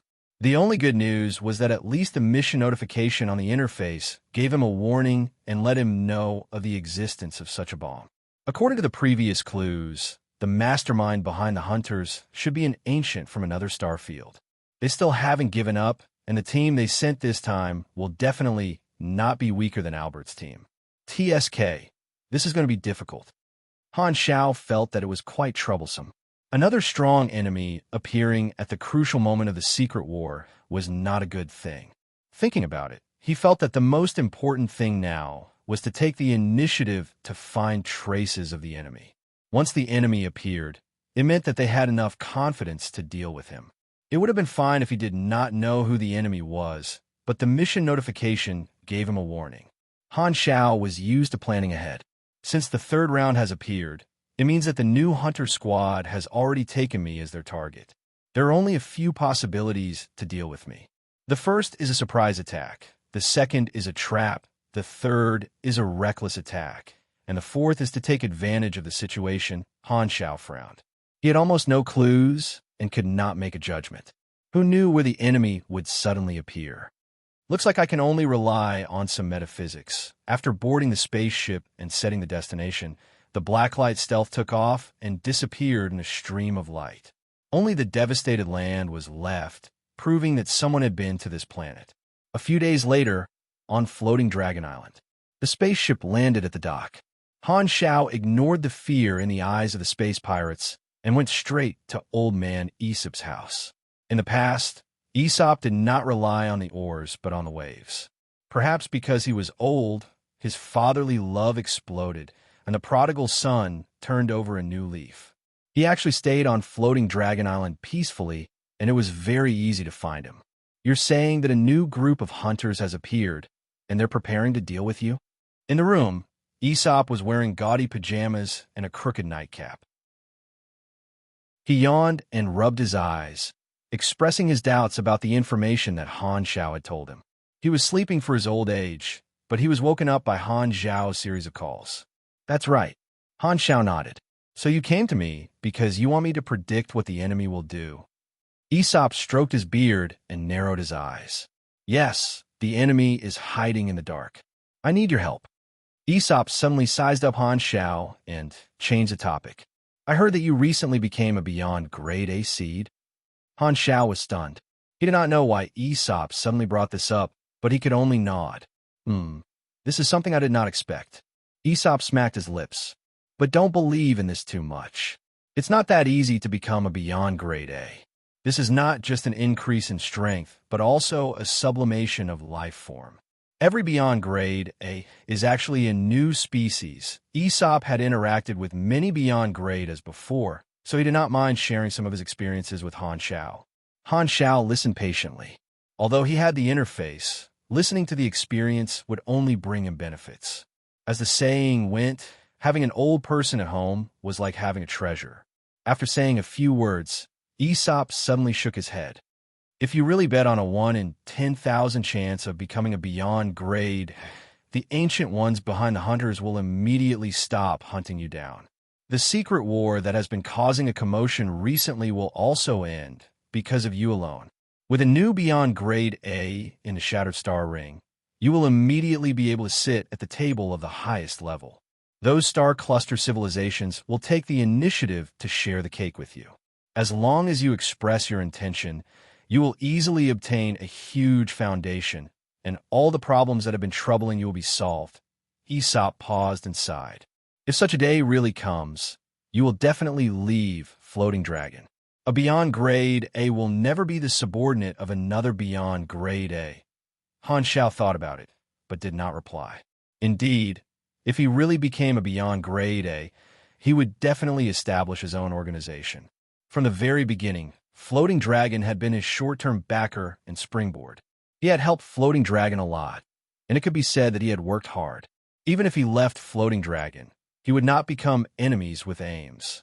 Ames might not be happy, but Ginny would definitely want him to leave as soon as possible so that he could go and cause trouble for others. Aesop rubbed his forehead and helplessly said, "Old people like to nag. Let's get back to the topic. Your clues are insufficient, and I can't guarantee the accuracy of the prophecy. It can only be used as a reference. Think about it yourself." As he said that, Aesop closed his eyes and began to predict. Not long after, the old man opened his eyes. Seeing that Han Shao was still patiently waiting, Aesop said, "I only saw a blurry image. A huge shadow covered you. You ran left and right, but no matter what, you couldn't escape from the shadow. In the end, the darkness swallowed you completely." Han Shao frowned. What does this mean? What I saw might not be the actual reality. It might just be a symbol. Aesop started to interpret the dream without hesitation. I feel that the meaning of this prophecy should be that the mastermind behind this will always chase after you, and you won't be able to escape from him.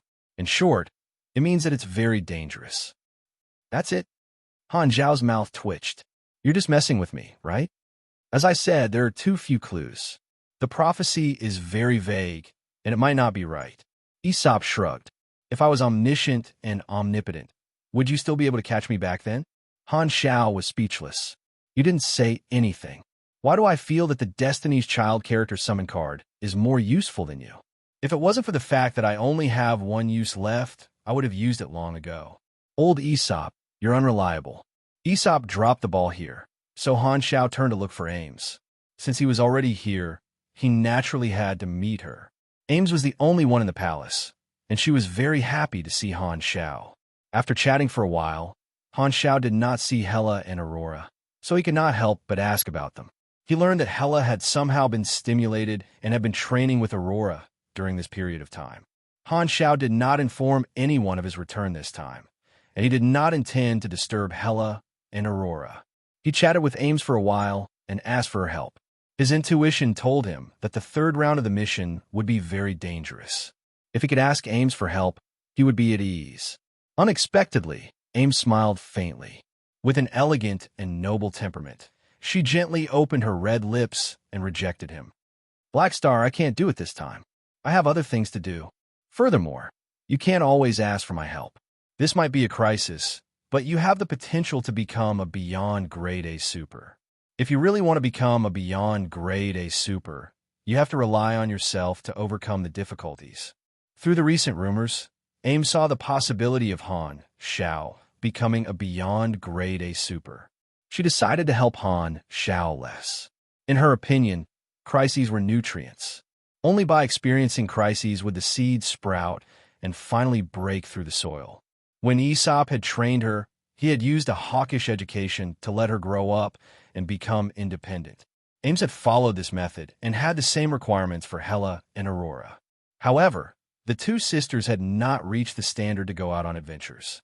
As for Han Shao, Ames had a lot of trust in his strength. She felt that overprotecting Black Star was not a good thing. It would reduce Black Star's chances to train himself. She really wanted to see Black Star become stronger, and she would be happy for him. Han Shao was helpless. Ames was the leader of the faction after all, and she would not be willing to help him every time. Furthermore, the enemy had not even appeared this time. Asking for Ames' help was just to save trouble. If the Dragon Emperor did not help, he would have to think of a way himself. Over the years, he had encountered countless dangers. It was impossible for him to back down, not in this lifetime. After bidding farewell to Ames, Han Shao left Floating Dragon on a ship. He came and left in a hurry. This time, he did not obtain enough rewards on his return to Floating Dragon, so he was a little disappointed. He was still the most reliable, after all. However, as his strength and organization improved, the level of the battle became higher and higher. Floating Dragon was no longer of as much help to him as before. In the cockpit, Han Xiao drove the spaceship while thinking of a plan. Aims won't help, and Aesop is also a trap. I have to complete my promotion as soon as possible. Every bit of strength counts. After thinking for a while, Han Xiao took out his communicator and was about to contact his friends to spar with. Beep beep. His communicator suddenly vibrated. Bennett had suddenly sent him a message. Han Xiao was shocked. He browsed through it, and his face immediately darkened. It was not good news. Ever since Bennett had built Black Star City, they had not contacted each other for quite some time. If there was nothing urgent, Bennett would not disturb him. Han Xiao had always placed great importance on this novice planet. Although most of the old players had joined the army, there would be an endless stream of new players in the future. He was very sensitive at this juncture, and he could not help but link the sudden situation of Blue Star to the third round of the prey mission. Han Xiao frowned and became alert. There must be a trap. One day earlier, Blue Star. In the government building of Black Star City, Bennett finished reviewing the backlog of documents and heaved a sigh of relief.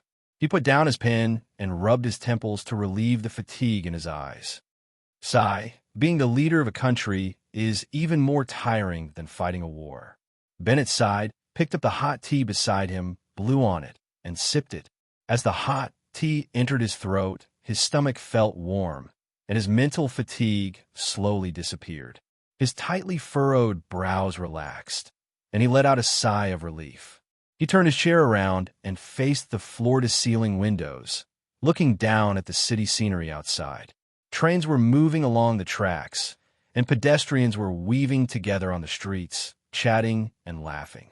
A harmonious and lively scene was reflected in Bennett's eyes, and he couldn't help but reveal a gratified smile. Seeing the people living a stable life, Bennett felt that everything was worth it. Ring, ring, ring.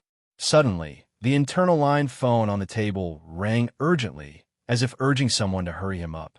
There really isn't any time to rest at all. Bennett had no choice but to pick up the phone. Your Excellency, it's not good. The person on the other side of the phone was a high-ranking official under Bennett. His tone was stuttering, and his voice was sharp. Bennett could hear the panic in the other party's voice even through the phone. He only felt his eardrums hurt, and he moved the phone away from his ear. Why are you shouting? What happened? Bennett was confused. Six nations declared war on us at the same time. Bennett suddenly froze, and his eyes widened. With a look of disbelief, he suddenly stood up. Have they all gone crazy? Clang.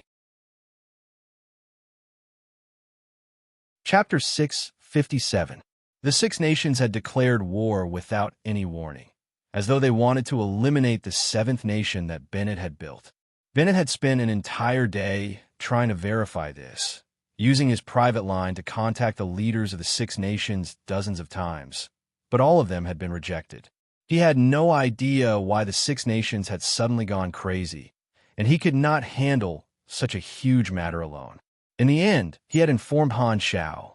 If the third round of the mission had not appeared, Han Xiao felt that he would have most likely thought that the Six Nations had grown stronger and obtained the technology brought by the Galactic Financial Group, causing their confidence to swell, and they wanted to take back their power.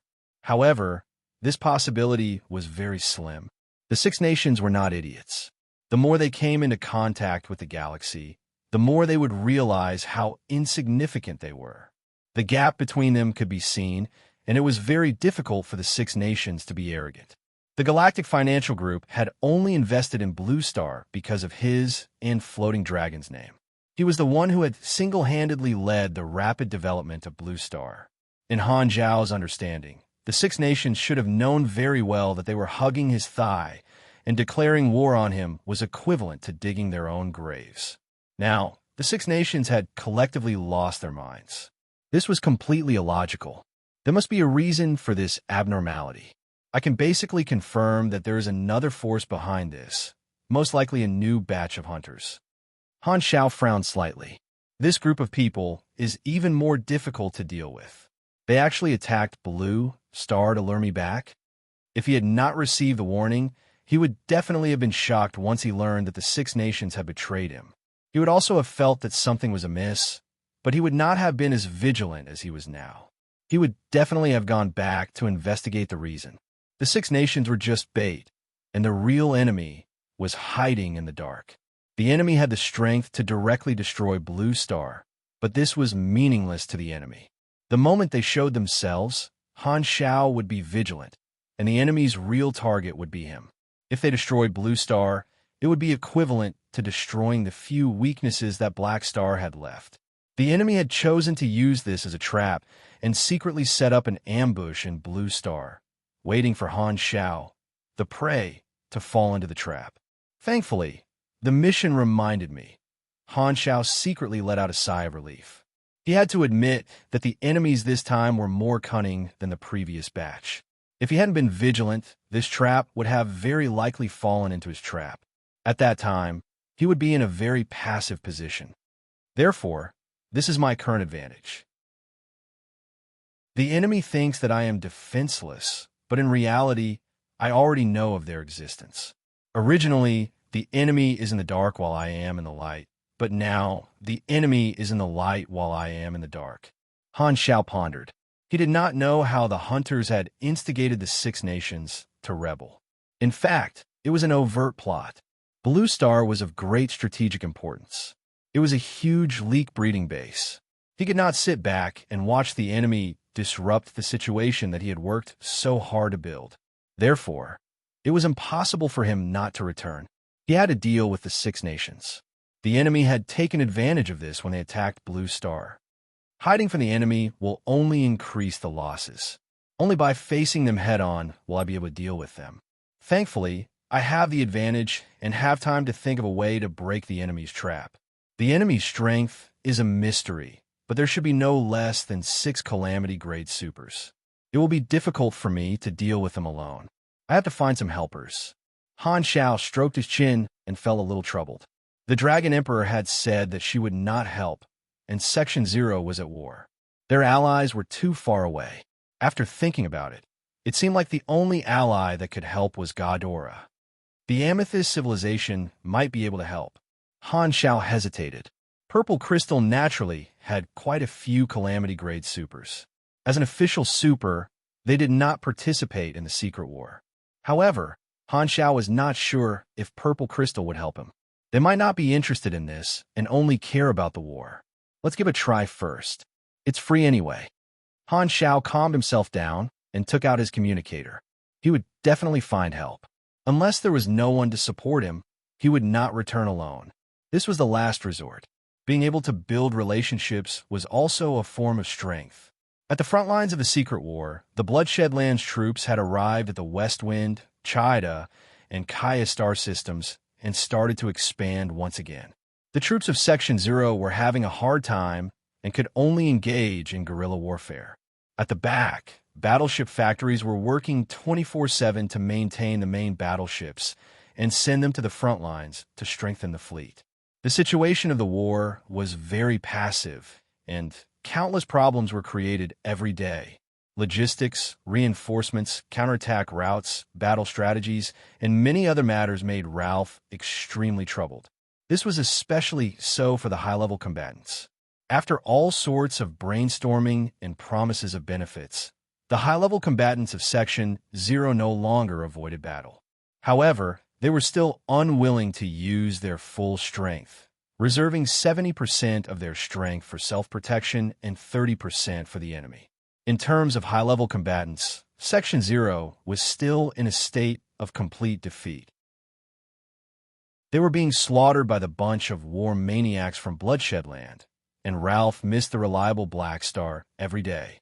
Although Black Star alone was unable to change the overall situation, only Black Star would give it his all. Ralph was dealing with matters when his communicator suddenly received a communication request from Black Star. His tired mind suddenly perked up. Black Star, you finally contacted me. Is your leave over?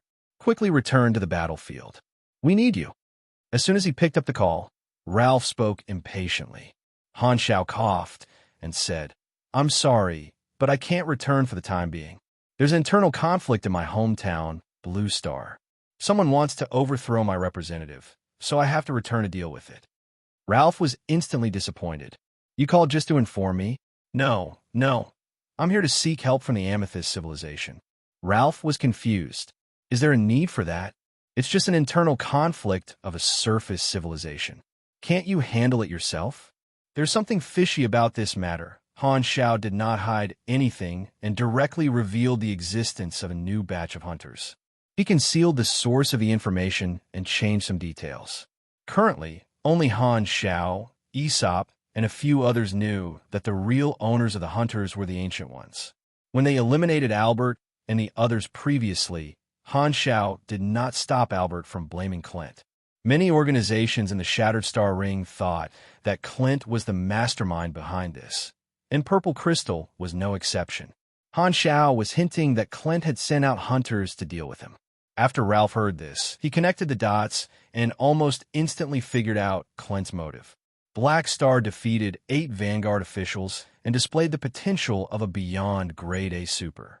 Clint is preparing for a rainy day.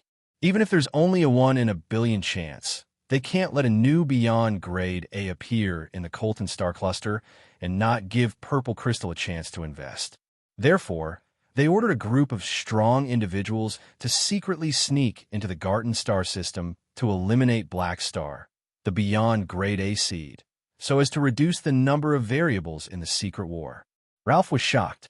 He felt that he had seen through the truth. The Clint Kingdom's motive was too logical. He could not find any fault with his guess. If it were Purple Crystal, they would also choose to assassinate the potential star of the enemy and not give him a chance to grow. Ralph's expression became serious, and he said with a deep voice, "I understand now. There's a deeper reason behind this. Black Star, we have high hopes for you. We won't let Clint threaten you so easily. I'll report your request immediately. The higher-ups will probably send some official high-level combatants to help you." Han Xiao was overjoyed. This matter was much smoother than he had expected. Ralph was not so easy to fool. However, what he did not know was that the upper echelons of the Amethyst civilization had already held a private meeting and decided to invest heavily in him, a beyond Grade A seed. Han Xiao still thought that his position was still an ordinary member of Section 0. In fact, as long as his request was not too much, the Amethyst civilization would be willing to help him. In fact, the more they helped, the better. This was their attitude of roping him in. "By the way, to be safe, I'm going to ask Ghidorah's people to help me," Han Xiao added. "Ghidorah is the ruler of the Garten Star system, right? I remember that they're your ally. All right, they're also a civilization under our jurisdiction. Do you need me to inform them?" "That's great." Han Xiaoxin was surprised. Why are the people of Purple Crystal so easy to talk to? After hanging up, Han Xiao contacted Ghidorah again. Ghidorah was already his old ally, and Serbia the Fifth agreed without hesitation. If Black Star had only asked for their help, Ghidorah's people might have hesitated for a while. However, since Purple Crystal had already confirmed their involvement in this matter, Ghidorah's people had nothing to be afraid of. In fact, they could not wait to agree. In the eyes of Ghidorah's people, Black Star was giving them a chance to build a relationship with a star cluster civilization, connecting the two parties and deepening their relationship. The specific strategy would have to be discussed at length. Han Xiao chose an uninhabited asteroid near Blue Star as the rendezvous point. He then activated a spaceship and rushed toward the rendezvous point. PS1. Discussing matters at night. Shorter for today. Chapter 658. In a gloomy cell, a man with his hands and feet bound by electromagnetic cuffs sat cross-legged on the floor. The faint light that leaked in through the bars illuminated his furious face. The outside world must be in chaos. "I can't stay here." The man's voice was hoarse and filled with deep worry. If Han Xiao was here, he would be able to recognize that this was an old friend. This imprisoned man was his boss from 7 to 8 years ago, the former director of Star Dragon's Strategic Homeland Defense Bureau, Gu Hui.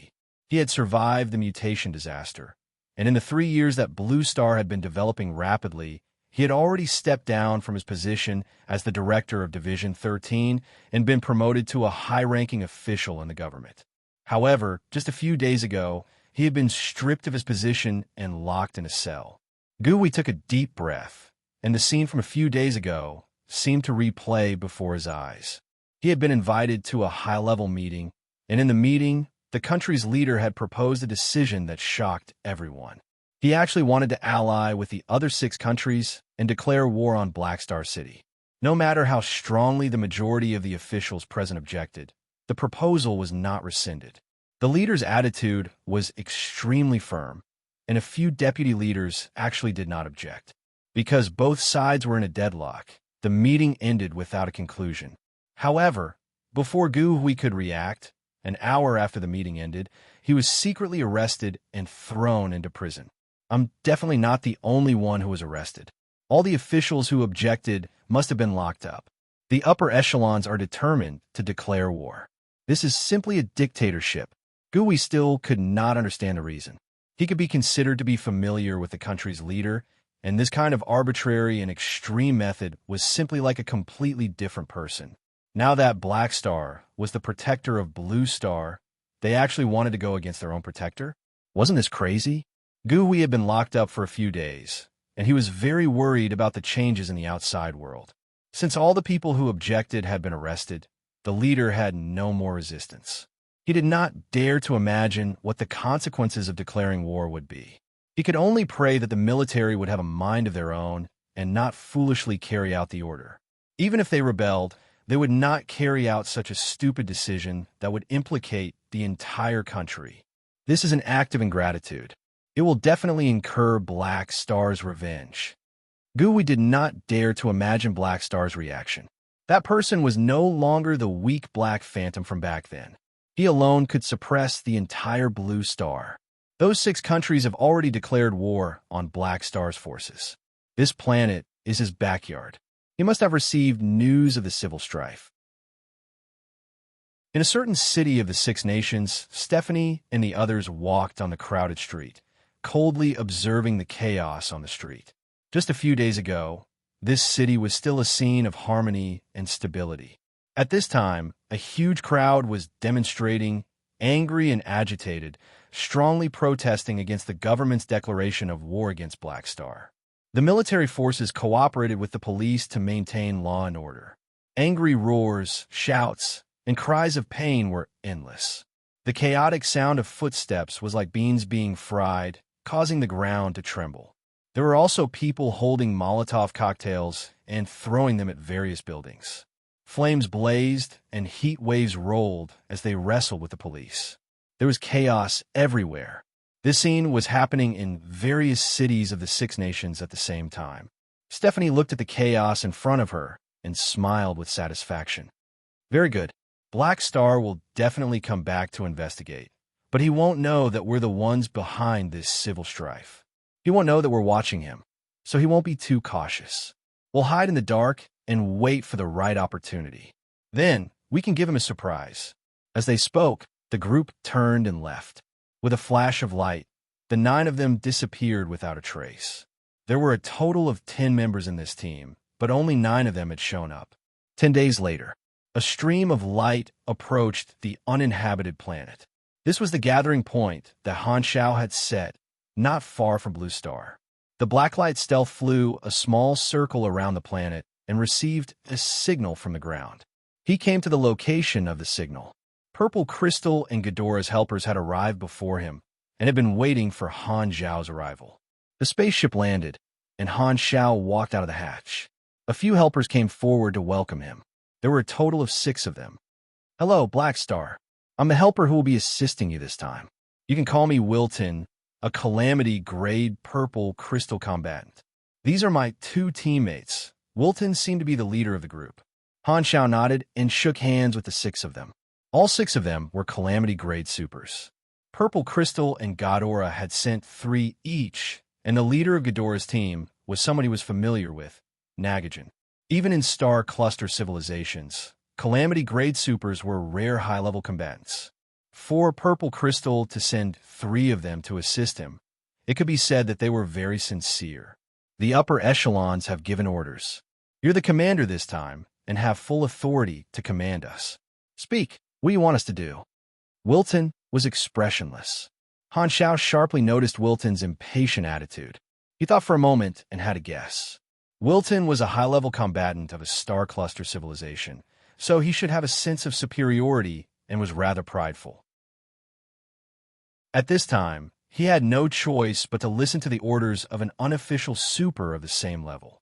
Although he would not go against the orders of the upper echelons, he was probably not too willing. Han Xiao did not mind. He did not need others to listen to him wholeheartedly. As long as they obeyed his orders, it would be enough. I suspect that the internal strife in Blue Star is a conspiracy, and there's a mastermind behind it. Their goal might be to assassinate me. Han Xiao repeated what he had said to Ralph. What do you want us to do? Wilton asked.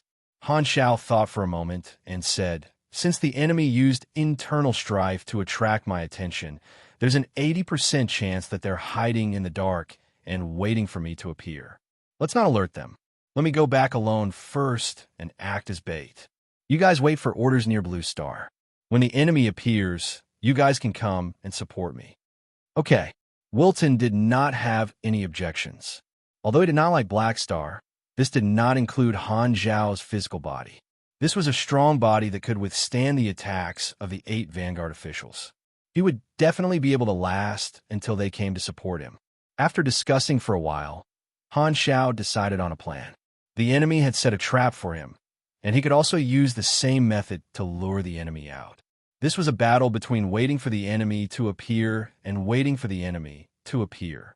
After deciding on the strategy, Han Xiao looked at a few of them. Suddenly, he had an idea and said, I have a small request. I hope to spar with all of you one by one to test your combat strength. Only then will I have an idea of the overall strength of our team. There were 6 Calamity Grade Supers gathered there, and it was a good opportunity to earn trial points. At this time, the progress of the promotion mission was that if these 6 teammates were strong enough, they might be able to complete the promotion there. Wilton frowned. There was nothing wrong with Han Zhao's request, but it was too direct. It was as if he was doubting their strength, which made him feel like he was being looked down on. Wilton was expressionless, but he could not help but feel a little angry. However, he did not have the childish idea of competing with Han Xiao in a spar. To him, the mission was the priority. He suppressed his anger and sparred with Han Xiao. This time, it was much simpler than the few battles with the Forbidden Sorcerers. The two of them did not go all out and did not go overboard. Han Xiao took turns to spar with the 6 teammates. The process was very smooth and did not waste much time. Everyone listened to him for the time being and did not have any objections. Among the 6 Calamity Grade helpers, only Wilton was 20 levels higher than him, allowing him to obtain 6 trial points. 4 of them were within 20 levels of him. Han Xiao found an excuse to spar with them twice, and each of them obtained 4 trial points. The 4 of them had a total of 16 trial points. That was a total of 22 trial points. The progress of the promotion mission increased tremendously, and he was only 4 trial points away. Unfortunately, there was a Ghidorah Calamity Grade who was 3 levels lower than him, so he did not obtain any trial points. I'm only 4 points away. I still need an opponent of the same level. Han Xiao hesitated. He wanted to find another person to spar with and complete his promotion before returning to the Blue Star. However, finding a new opponent would take a few more days. Bennett had been reporting to him every day for the past few days, and the situation was deteriorating very quickly. He kept urging him to return, and Han Xiao did not want to delay any longer. Furthermore, once he completed his promotion, he would undergo race evolution, and the observer's mark talent would very likely disappear. This was a very useful special skill that could be used to deal with this group of elusive hunters. After thinking about it, Han Xiao made a decision. The enemy is ambushing me and will fight me sooner or later. Now that I have a helper, the enemy won't be able to succeed so easily. When the time comes, it won't be too late to complete the promotion mission. It's better to keep the Chaos Observer talent first. It might come in handy in the future. After sorting out his thoughts, Han Xiao kept Philip's subroutine in case the enemy had a way to cut off communication. Philip could call for backup on his behalf. After making sufficient preparations, Han Xiao did not stay any longer. He boarded the spaceship and headed to the Blue Star. On the helipad of the central base of Black Star City, the mercenary officers and some of the officials under Bennett had received the notice and were waiting for Black Star to return. They all had different expressions as they whispered to each other. Bennett paced back and forth in front of the crowd, looking up at the sky from time to time. He looked rather anxious. Who? The sound of something breaking through the air could be heard as it gradually approached. Everyone hurriedly looked up at the sky and saw Black Star's signature spaceship slowly descending. Everyone was energized and heaved a sigh of relief, as though they had found their backbone. The blacklight stealth came to a stop, and Han Xiao stepped onto the Blue Star once again. He saw Bennett and the others immediately and walked over.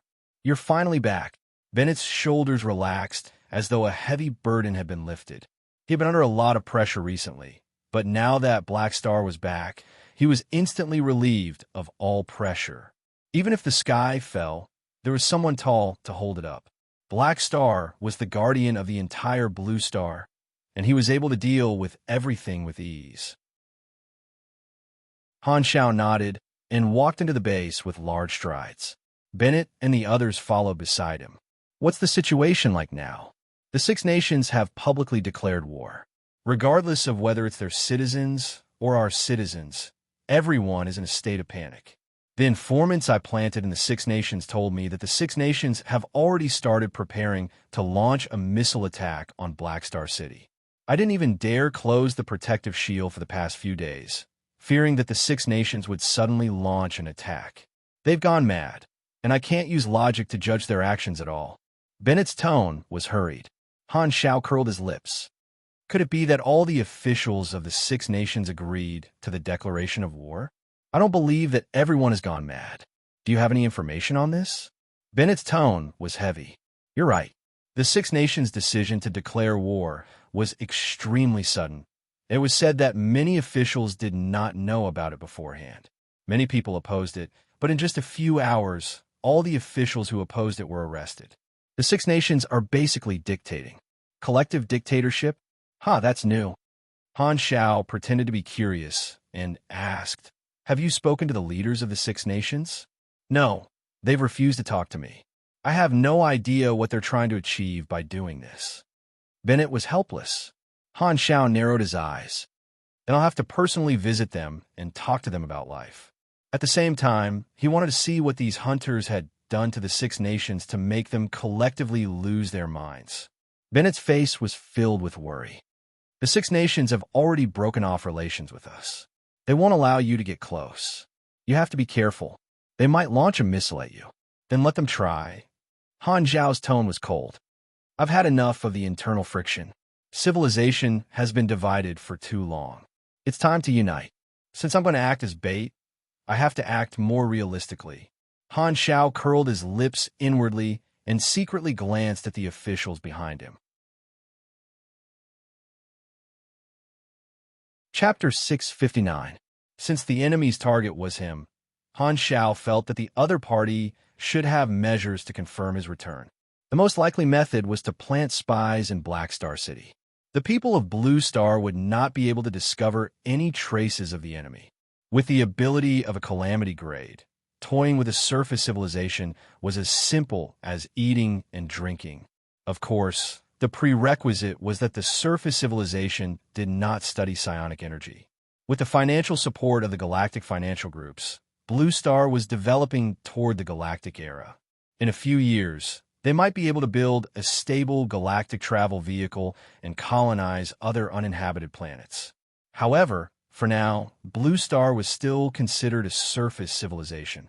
In a vast universe where there were many organizations, they were just a small fry and did not have much resistance against the calamity grade. The officials who came to welcome him all had green names and did not have any red names that represented the enemy. However, Han Xiao would not completely rely on the identification function of the interface. In his previous life, there were some special abilities that could ignore the identification of hostility. His observer's mark could be considered one of those abilities. Han Zhao's expression was normal, but he remained vigilant. From now on, the enemy could attack at any time. After chatting for a while, Han Zhao obtained the general information from Bennett. He smiled and said, "I already understand the situation. There's no need to give the Six Nations time to prepare. I'll go and have a chat with them now." Then, without waiting for a reply, moving mechanical parts covered his entire body in the blink of an eye, forming the Mountain 8 mechanical suit.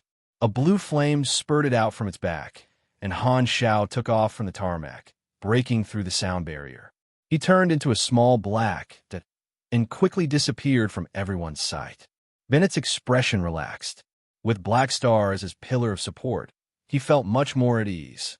Traveling within the planet's atmosphere with the efficiency of the galactic engine, the wilderness, mountains, and other sceneries receded rapidly below him. Han Zhao left behind a dark blue trajectory across the sky, with the planet as the axis. Even in broad daylight, it was very eye-catching. Wherever he passed, many residents on the surface looked up and saw this blue trajectory that did not disappear for a long time. Not long after, Han Zhao passed through the clouds and stopped in the sky above the capital of Star Dragon. Looking at the familiar layout of the city, Han Zhao was slightly absent-minded. Scenes flashed through his mind as if it was just yesterday. Unknowingly, almost 10 years had passed. This was the city where he had made his fortune. After thinking about it, Han Zhao did not hide his whereabouts and swaggered into the city streets. Not far away, there was a group of people demonstrating. When they saw Black Star, their faces were filled with fanaticism. Not only were they not afraid, they even cheered for Han Zhao. "Wife, look, it's Black Star." "Great, please stop our government." "Black Star, those officials don't represent us. We all support you. No one wants to be your enemy." The crowd was in an uproar as they squeezed over. Everyone was talking at once, and it was extremely chaotic. However, Han Zhao still understood what these commoners meant. Because he had resolved the mutation disaster, Han Zhao's reputation in Blue Star far exceeded that of the Six Nations. He was an existence akin to a great man, and every Blue Star citizen worshipped him. I guess I could be considered to have won the hearts of the people. Han Zhao felt weird.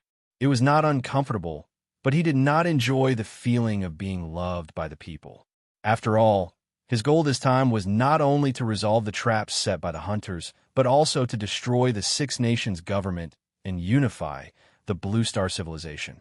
However, with my reputation being so high, things will be much easier. Han Zhao nodded to himself. Without greeting him, he left in a flash. After flying over half of the city, Han Zhao landed in an alley.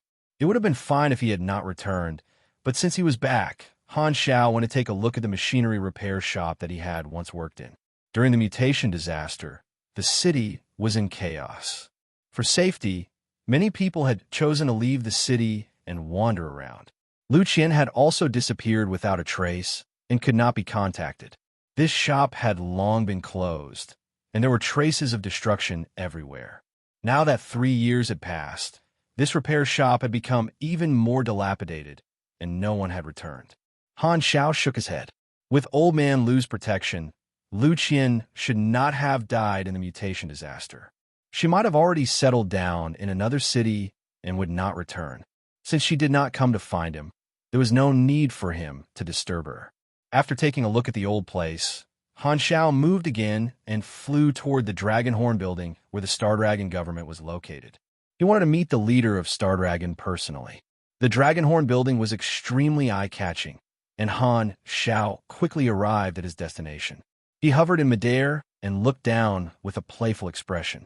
The ground around the building cracked open, revealing tunnels that led deep into the ground. An armored army appeared from within, and all sorts of guns and cannons were aimed at Han Zhao. The underground of the Dragonhorn building was a military base. When Han Zhao first appeared in the crowd, the Star Dragon military had already received the news. Because Han Zhao had appeared too suddenly, Star Dragon did not have the time to fire any missiles and could only respond hastily. Han Zhao's strength had long entered the galactic level, and the armored army on the ground was not even enough to scratch his itch. These high-quality firearms were already crude equipment in his eyes. Han Xiao shook his head, reached out, and grabbed. Forked mechanical force bolts of lightning shot out. Crack! The tanks and cannons on the ground were instantly pulled up by the magnetic force and disintegrated into parts. This army was instantly wiped out by him, and only the helpless soldiers were left on the ground. The welcome ceremony was not warm enough. Han Xiao had a helpless expression. He felt like he was bullying a little kid, but the feeling of bullying noobs was indeed not bad. With his current strength, sweeping through the Six Nations would be a piece of cake for him. He felt no pressure at all. Below the Dragon Horn building, the Star Dragon leader had already hidden in the safe house with the help of the army. He only dared to breathe a sigh of relief after closing the thick alloy door. The specially made safe house was like a super safe. It was extremely thick and could not be destroyed by missiles at all. "How's the armored army?" The Star Dragon leader hurriedly asked the military member beside him. "They're all wiped out." Blackstar only raised his hand. "How can he be so strong?" The Star Dragon leader took a deep breath. Before he finished, a loud bang came from the door of the safe house. Boom! With a flash of psionic energy, a hole was blown out in the safe house that was said to be able to withstand missiles. Han Xiao walked straight in. Through the hole, the people in the safe house could see countless soldiers lying on the ground behind Han Xiao, screaming in pain. Han Xiao was not in the mood to engage in a massacre. He casually knocked down the soldiers who came to stop him. He controlled his strength and barely managed to injure them, but not kill them. This was like a normal person trying to kill a mosquito, but asking not to kill it. "We meet again." Han Xiao looked at the Star Dragon leader. How did you get in?" The Star Dragon leader was shocked. Han Xiao heard this and frowned. He felt that something was wrong. Logically speaking, the leaders of the Six Nations should have known his strength very well. How could they suspect that he could not break into the safe house? However, the shock on the Star Dragon leader's face did not seem fake. Han Xiao narrowed his eyes and punched the wall of the safe house beside him. Rumble. The entire safe house shook. Everyone in the safe house lost their balance and fell to the ground. They were slightly injured. The interface instantly received a large amount of combat information. Han Xiao immediately opened the interface to take a look. Everyone's level was far lower than his. Their attributes were clearly visible. Memory tampered. This person's memory has been tampered with. His understanding of the world is distorted. Remaining time, 2 days, 13 hours. So that's what happened. Han Xiao finally understood. This was the reason why the Six Nations had betrayed him. This was undoubtedly the work of those hunters. He did not know what kind of memories the enemy had instilled in the leaders of the Six Nations. They seemed to have forgotten his strength. It was no wonder they would resist so childishly and even try to take back power from him and overthrow Bennett's organization. A person's personality was determined by their past experiences. Once their memory was changed, their personality would also be distorted. Some psychics, or espers with special techniques, could do something similar. There was definitely someone like that among the enemy. This method was ineffective against the strong. The stronger the super, the more resilient their mind would be. However, Blue Star had only been in contact with the super system for a few decades. The strongest super was only grade C. In front of a calamity grade, he was still a weakling that could be easily crushed. The change in memory was rather subtle. Other than supers with psychic abilities, it would be very difficult for the other classes to discover what had been done to these officials. However, this did not include Han Xiao. The enemy probably thought that I was a mechanic and would not be able to discover their methods. Han Xiao chuckled in his mind. Since the enemy had the ability to change memories, there was no point in dealing with these officials. After all, the enemy could change their memories. Han Xiao suddenly had an idea. This ability has to be used at close range, not too far away. These officials only have 2.5 days left. At that time, the enemy in the dark will definitely appear and tamper with their memories again. I will be able to follow the clues and find their location. Han Xiao's brows relaxed. He threw an observer's mark at the Star Dragon leader and acted as if he did not know anything about the memory tampering. He acted as if he was supposed to and threatened the Star Dragon leader to stop his declaration of war. The officials present had forgotten about Han Zhao's strength and were frightened by him. Under Han Zhao's threat, they gave in and gave the order to release all the arrested officials. Han Zhao saw a familiar face, Gu Hui. However, he only glanced at him and did not have any intention of greeting him. Now that the enemy was hiding in the dark, it was not the time to catch up. After making sure that the Star Dragon leader completed the order, Han Zhao turned around and left the Star Dragon capital.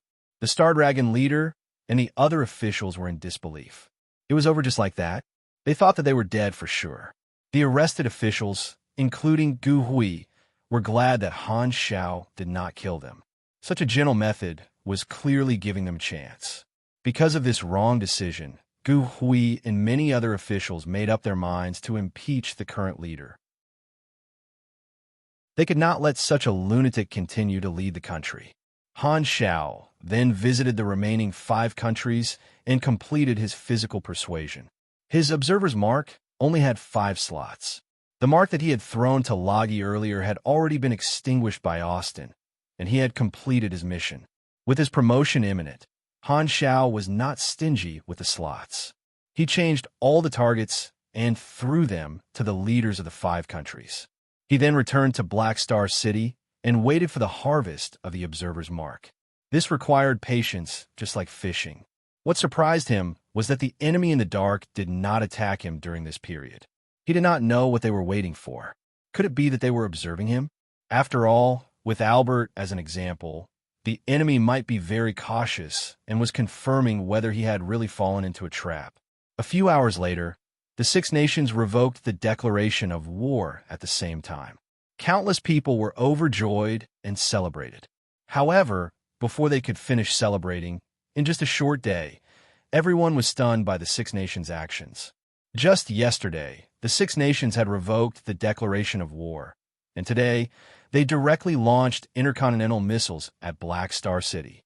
It was as if the compromise the day before was just to gain some time to breathe.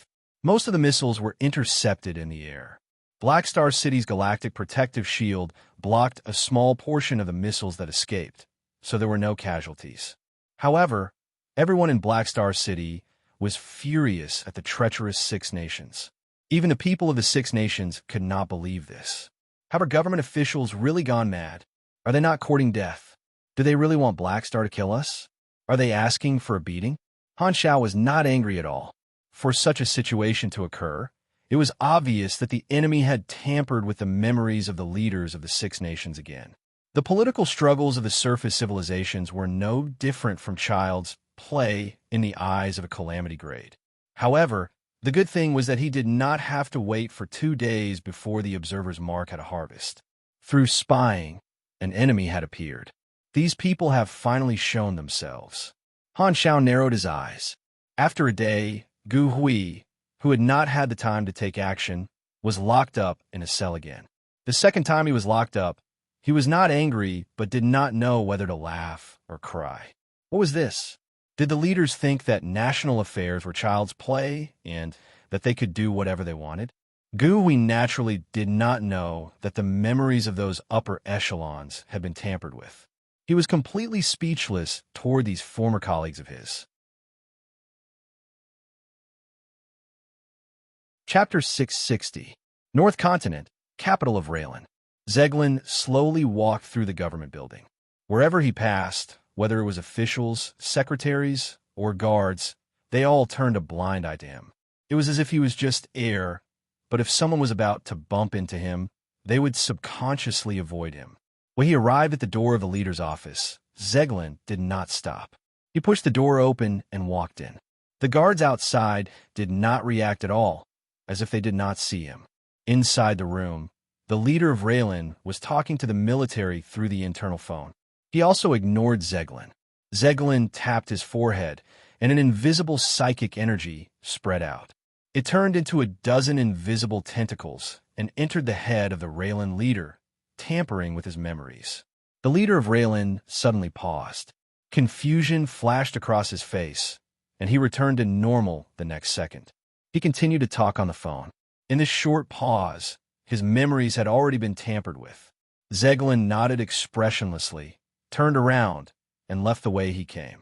As he walked, he triggered the psychic mark in his mind and communicated with Stephanie and the others from 1,000 miles away. I checked their previous memories. Blackstar's attitude toward them was normal. He used threats and did not know that the memories of these leaders had been tampered with. We can basically confirm that he did not notice anything unusual about this incident. Let's do it as soon as possible. He's not on guard now, but he won't be if we drag this out. Stephanie's chuckle sounded in his mind. Don't forget Albert's lesson. Blackstar is even more cautious than the people of Antarctica.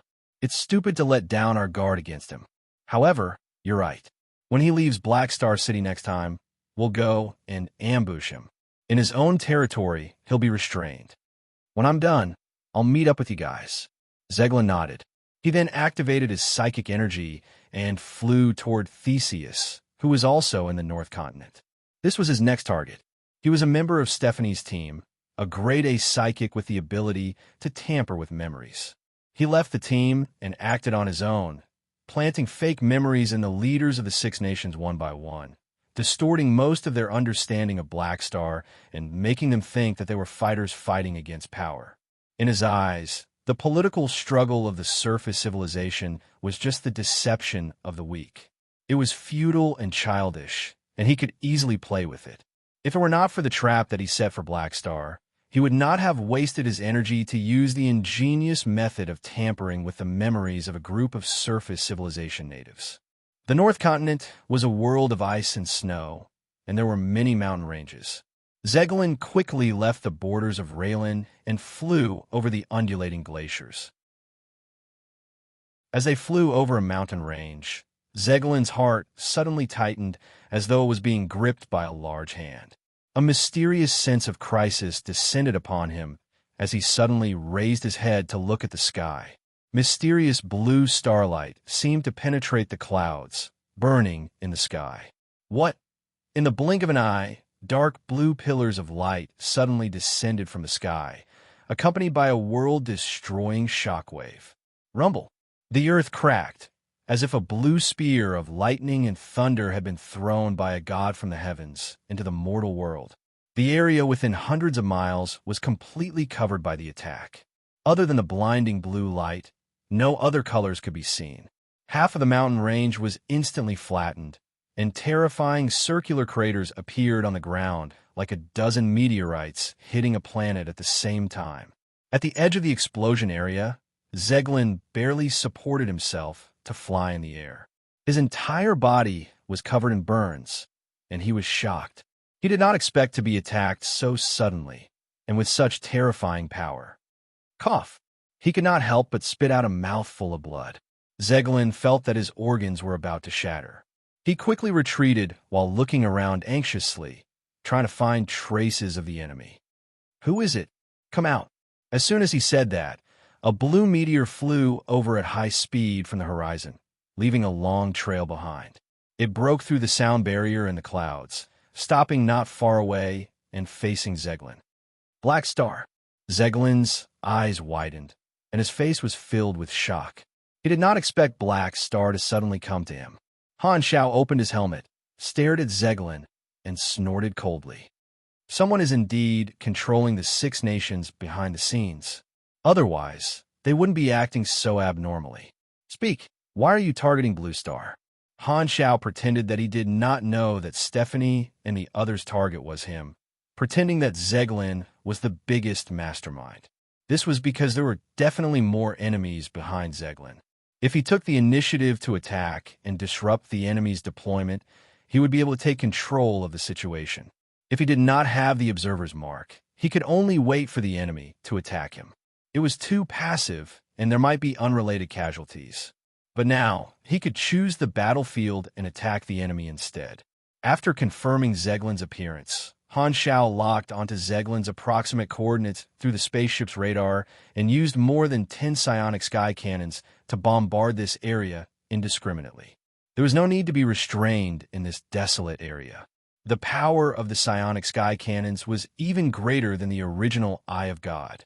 He did not know that the battlefield that Stephanie and the others had originally chosen was Black Star City. The Observer's Mark had saved Black Star City from the fate of being destroyed and turned into a battlefield for more than 10 calamity grades. Psychics were even more fragile than mechanics. Seeing how heavily injured Zeglin was, Han Xiao knew that he had achieved great results.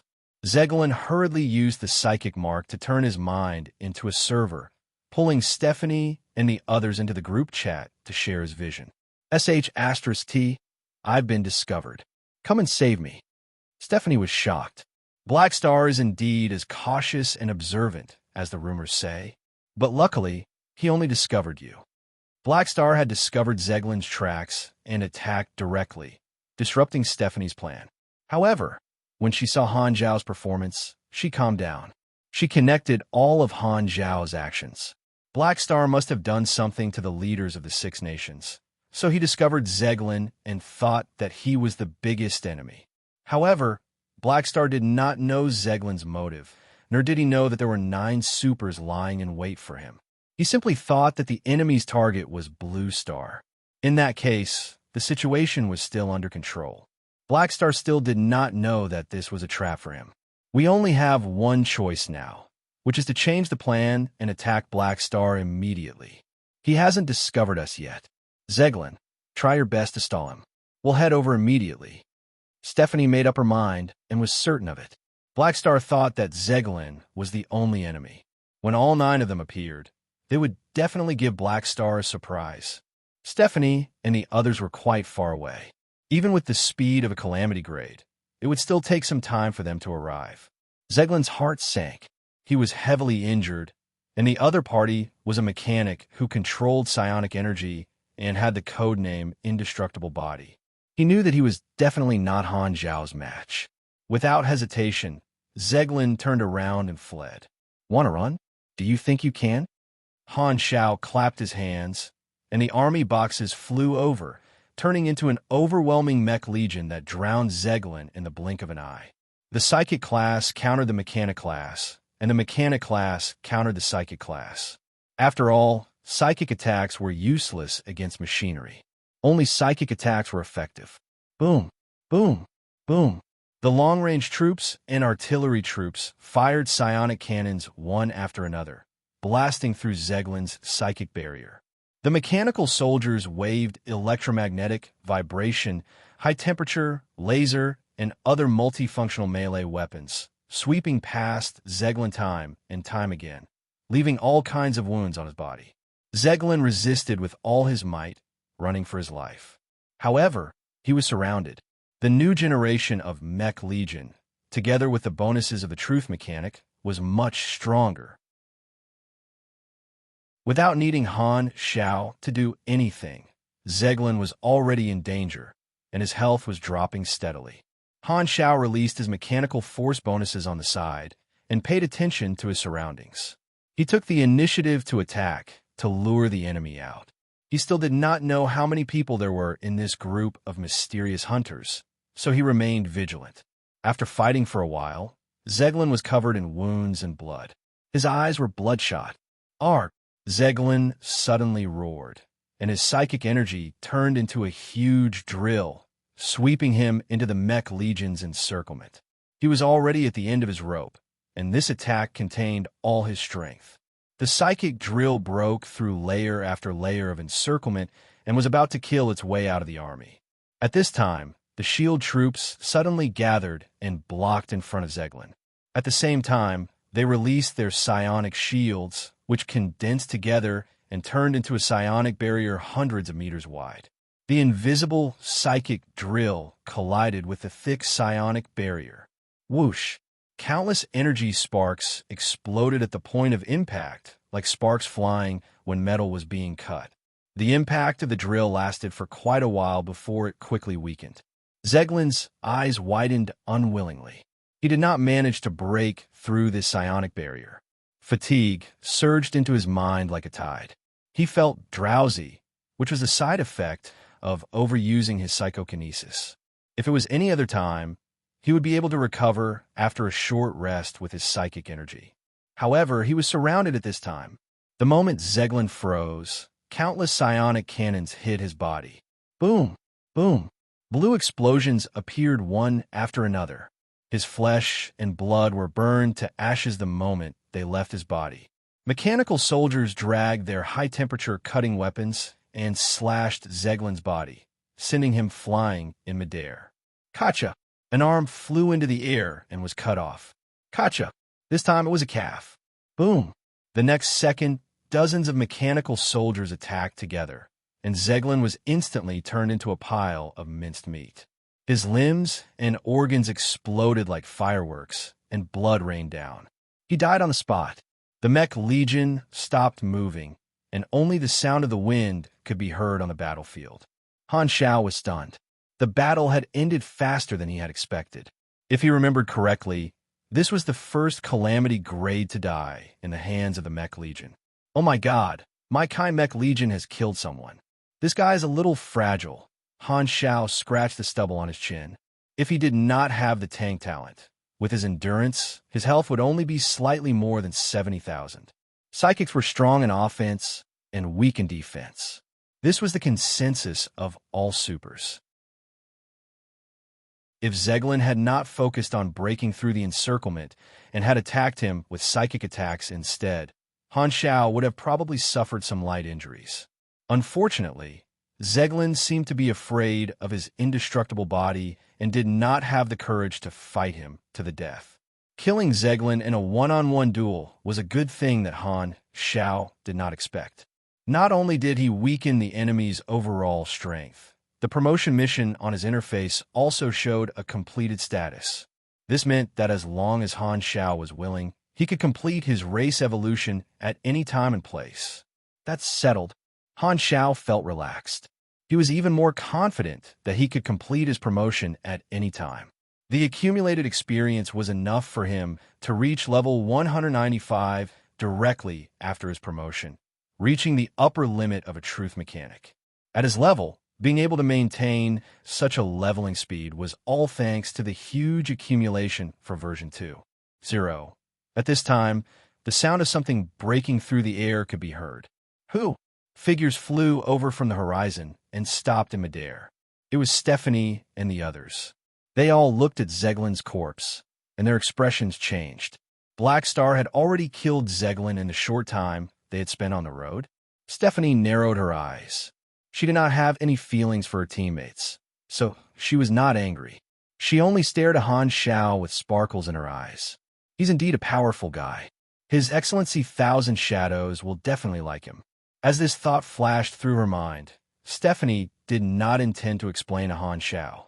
She made a hand gesture, and the others spread out and surrounded Han Shao from afar. They blocked all escape routes and stared at him with ill intentions. Stephanie looked at Han Zhao's face, expecting him to show a shocked expression after falling into her trap. Seeing this, Han Shao closed his helmet and covered his face, not showing it to her. He had already succeeded in luring the snake out of its hole, so he could not be bothered to show off his Oscar spirit. Stephanie could not help but be disappointed. Although she knew that Black Star was definitely extremely shocked and was just controlling his expression and not showing it, she still wanted to see the expression of her prey, but she did not get what she wanted. 9 calamity grades?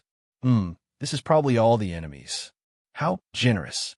Han Shao secretly heaved a sigh of relief. If he was alone, it would definitely be a tough battle.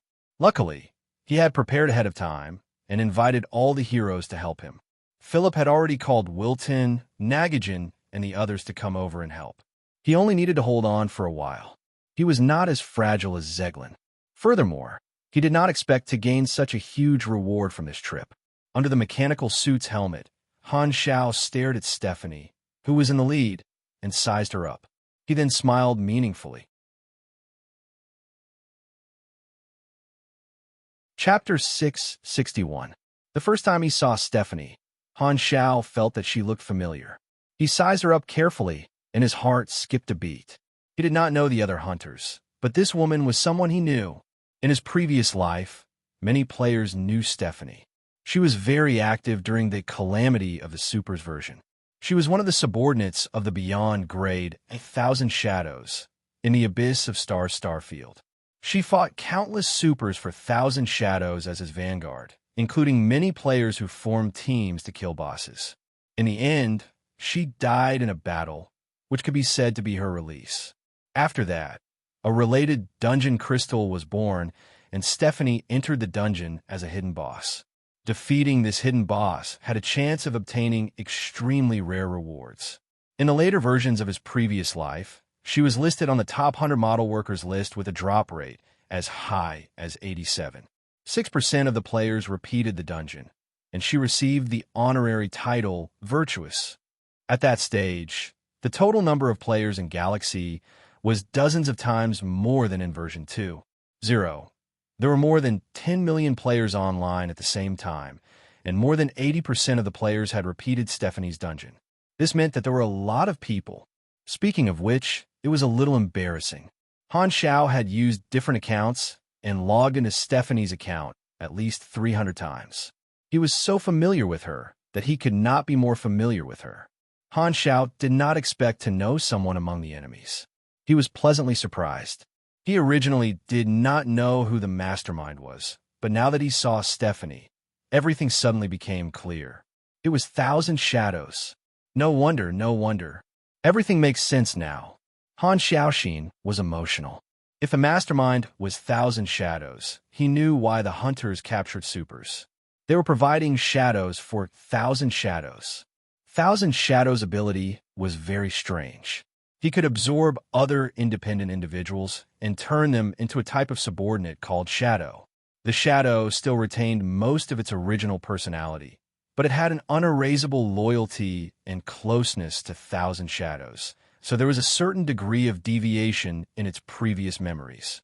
The Shadow slept in Thousand Shadows' body, and, at the same time, it was his avatar outside. The two of them became symbiotic. However, the Shadow's original abilities were still preserved. Furthermore, after fusing with 10,000 Shadows, it would be strengthened. 10,000 Shadows had lived for too long.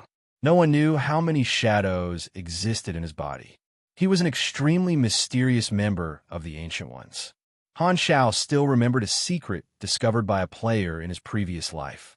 In order to live forever, Thousand Shadows sought the help of a special person to endow his Esper ability with vitality.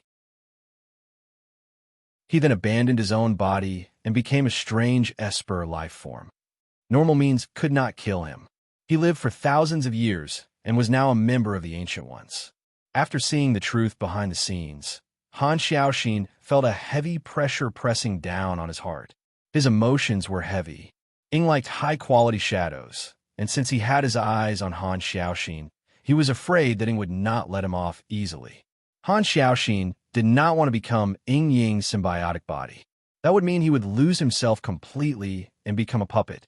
Stephanie was Thousand Shadows' shadow. She was also a tragic character. Before she died, she had returned briefly and revealed her origins. That was during the exploration era. The primordial ones had not been born yet, and the war between the three universal civilizations had swept across the entire universe. She was born in the era of war. She was an Antarian, and her civilization's mother planet was involved in the war. She showed amazing talent in her childhood and was chosen as a warrior. She fought for her homeland and grew up quickly. In just over 10 years, when ordinary human women in the universe were at their most youthful, she had already become the guardian of her homeland. She had become the first guardian of Antar at such a young age. She was so strong that even the three universal civilizations had heard of her. However, a super war broke out between the Red Empire and the Radiant Federation, with an entire star cluster as the main battlefield. The Antarians were affected, and their mother planet fell. All the colonial planets and ruling planets were turned into ruins under the iron hooves of the Red Empire. Only a few survivors escaped in galactic migration spaceships and became a wandering civilization. Stephanie was one of the survivors. People in war were all pragmatic. The survivors did not even have time to miss their mother planet. They were in a hurry to leave the battlefield and find a new home to start anew. However, an uninvited guest had his eyes on Stephanie. It was Thousand Shadows. Thousand Shadows was a long-lived race and had lived for many years. At that time, he had not given up on his body yet, and he was not a beyond grade A.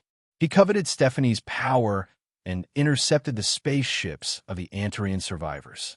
In the end, the Antarian civilization became another flame of civilization that was extinguished in the war, and Stephanie became Thousand Shadows' shadow.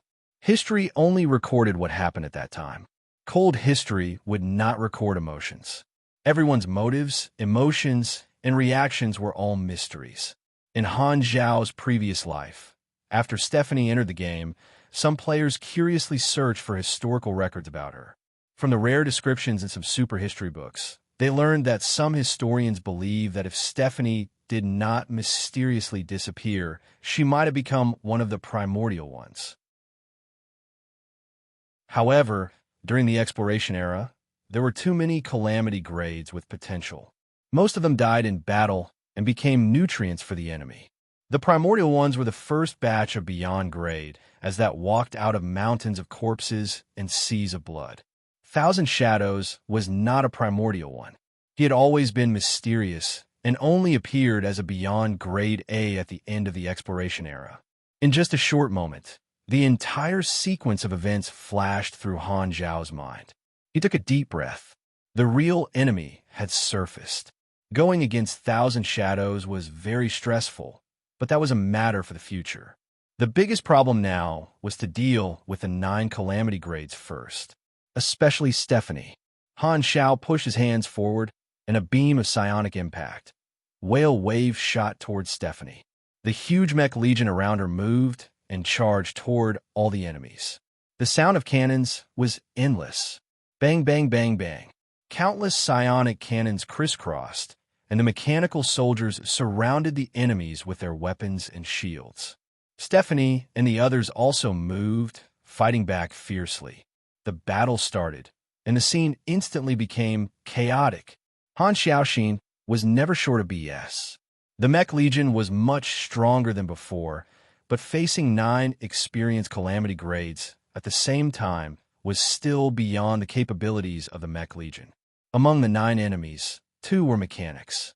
One was a cannon master, and his extremely thick cannon shot out destructive beams of light, destroying mechanical soldiers one after another. The other was also a mechanic who walked the galactic fortress style. He raised his hand and opened a huge war fortress that was hundreds of meters tall. It had powerful firepower and was even equipped with guards. It clashed with the Mech Legion like 2 groups of beasts. Clang, clang, clang.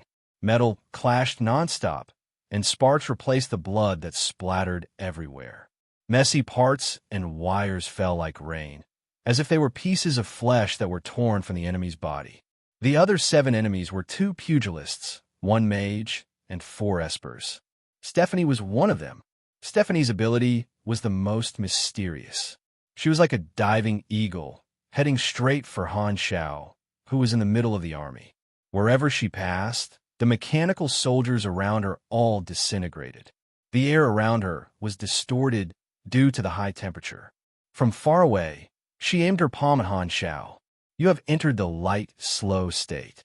DX decreased by 12%. Lasts for 8 seconds. You have entered the light, weak state. All attributes decreased by 6%. Lasts for 8 seconds. You have entered the light, confused state. There is a 10% chance that skills will be interrupted when using them. Lasts for 8 seconds.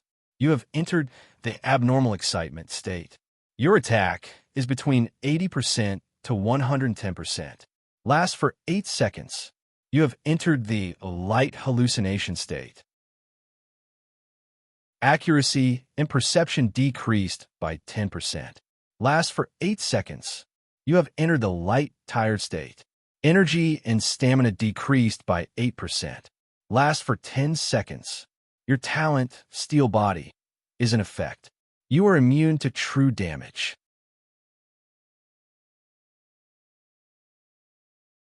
Chapter 662. Han Zhao felt his body become sluggish and heavy. In the blink of an eye, he was stacked with a bunch of negative buffs. She really hasn't changed. Han Zhao's mouth twitched. He was not surprised at all. He had cleared Stephanie's dungeon hundreds of times and had long memorized her moves. Even though the Stephanie in the dungeon had been weakened, her abilities had not changed. Han Xiao knew her battle style like the back of his hand.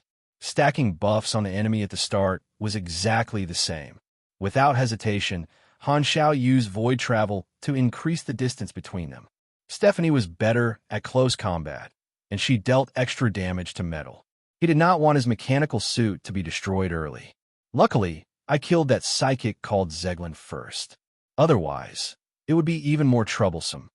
Han Xiao did not stop moving. He controlled the Mech Legion to use the entanglement tactic in Philip's data to delay Stephanie and the others from charging toward him. He himself used the Mountain Ape mechanical suit and used the army as a barrier to move around. From time to time, he would approach the mage and the two mechanic enemies, attempting to engage in close combat. With 9 senior calamity grades, the Mech Legion was under immense pressure. Very soon, they fell into a tough battle. Broken machines fell to the ground one after another, and Han Xiao used waste modification to pick them up and return to the battlefield. In his sight was a chaotic battlefield. The built-in tactical screen displayed all kinds of parameters. Han Xiao calmly analyzed the situation. Stephanie used her ability to interfere with the electromagnetic waves in a large area around her. Han Xiao could not communicate with Wilton and the others. The Philip subprogram that he had left for Wilton out of caution immediately came into effect. Although he could not receive the location of the reinforcements, he could confirm that they were on their way. His mission now was not to fight head-on, but to stall for time and wait for the reinforcements to arrive. Rumble. The battle between the 10 calamity-grade supers shook the mountains and the earth. The mountain range had long been flattened, and the ice plains cracked. Many rifts that stretched for hundreds of miles extended out, like the opening of the earth. The wind and clouds also changed color. The originally clear sky was filled with white clouds, but now lightning flashed and thunder rumbled, and dark clouds pressed down. Han Xiao kept shifting the battlefield away from the populated areas of the northern continent. He kept running towards the uninhabited glaciers. Wherever they passed, the frozen earth that had been frozen for thousands of years cracked, mountains shook, avalanches rolled, and the earth was in a mess. The aftermath of the battle between the calamity-grade supers was causing natural disasters on this planet. With the battlefield as the center, seismic waves spread throughout the entire northern continent. In the coastal areas far away from the battlefield, the sky had already darkened, and the sea was turbulent. Tsunamis and hurricanes hit the coastal cities. A tsunami is coming. Run. What is going on? The commoners in the coastal cities in the North Continent were shocked by the sudden natural disaster, and their expressions changed as they fled. Han Xiao naturally could not see the reactions of these people, but he did not need to think to know that the aftermath of the battle between these calamity grades had already caused a disaster in Blue Star. You purposely chose this place as the battlefield for this purpose, didn't you? Han Xiao's expression was unfriendly. He dodged another invisible tornado-like shockwave from Stephanie, and the mechanical soldiers behind him were scattered. The two sides had already shifted the battlefield several times, and the battle had already reached its climax. Mushrooms had already been planted several times. The blue starlight in the sky burned again. It was another round of psionic sky cannon attacks controlled by Philip. Rumble. The Mech Legion quickly avoided the bombardment area, and so did Stephanie and the others.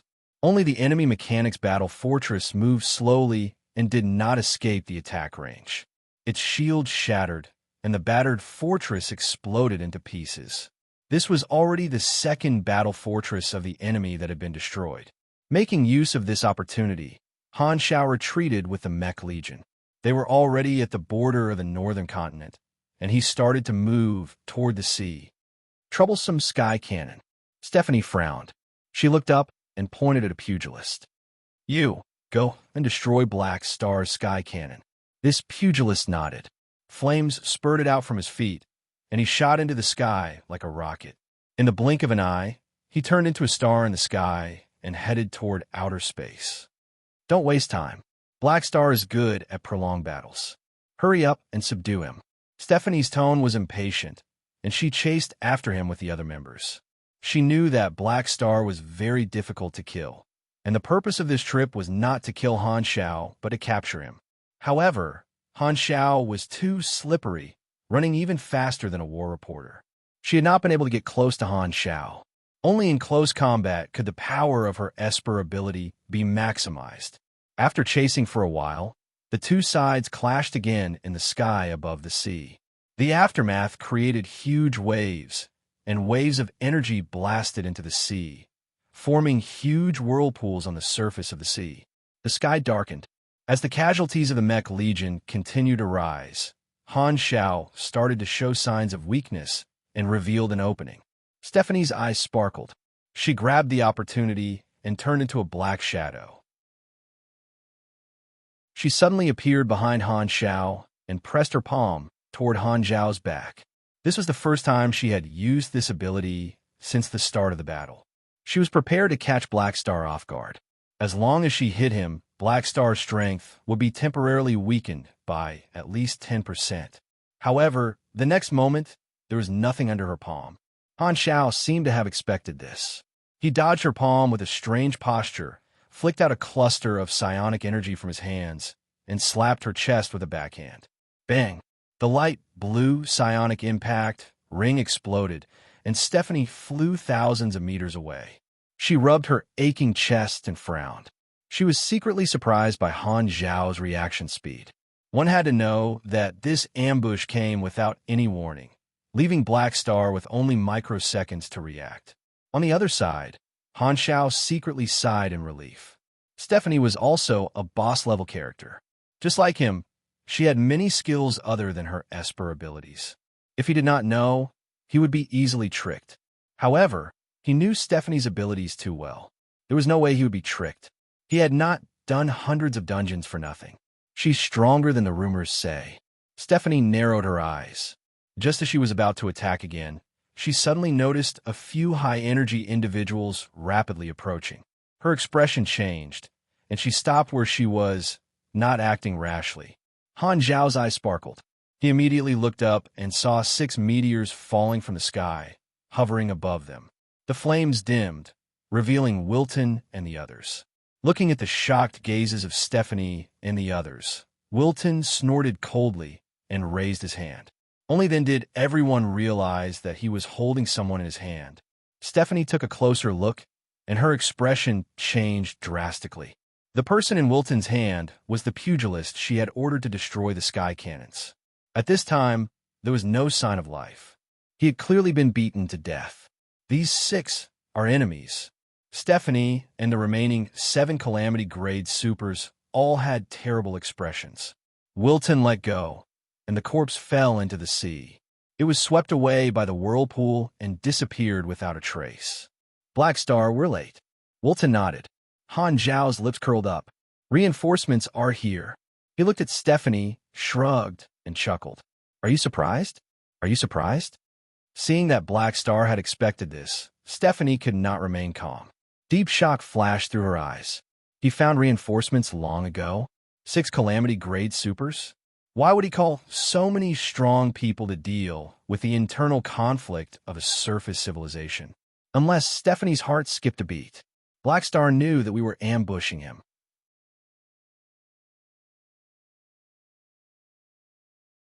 Chapter 663.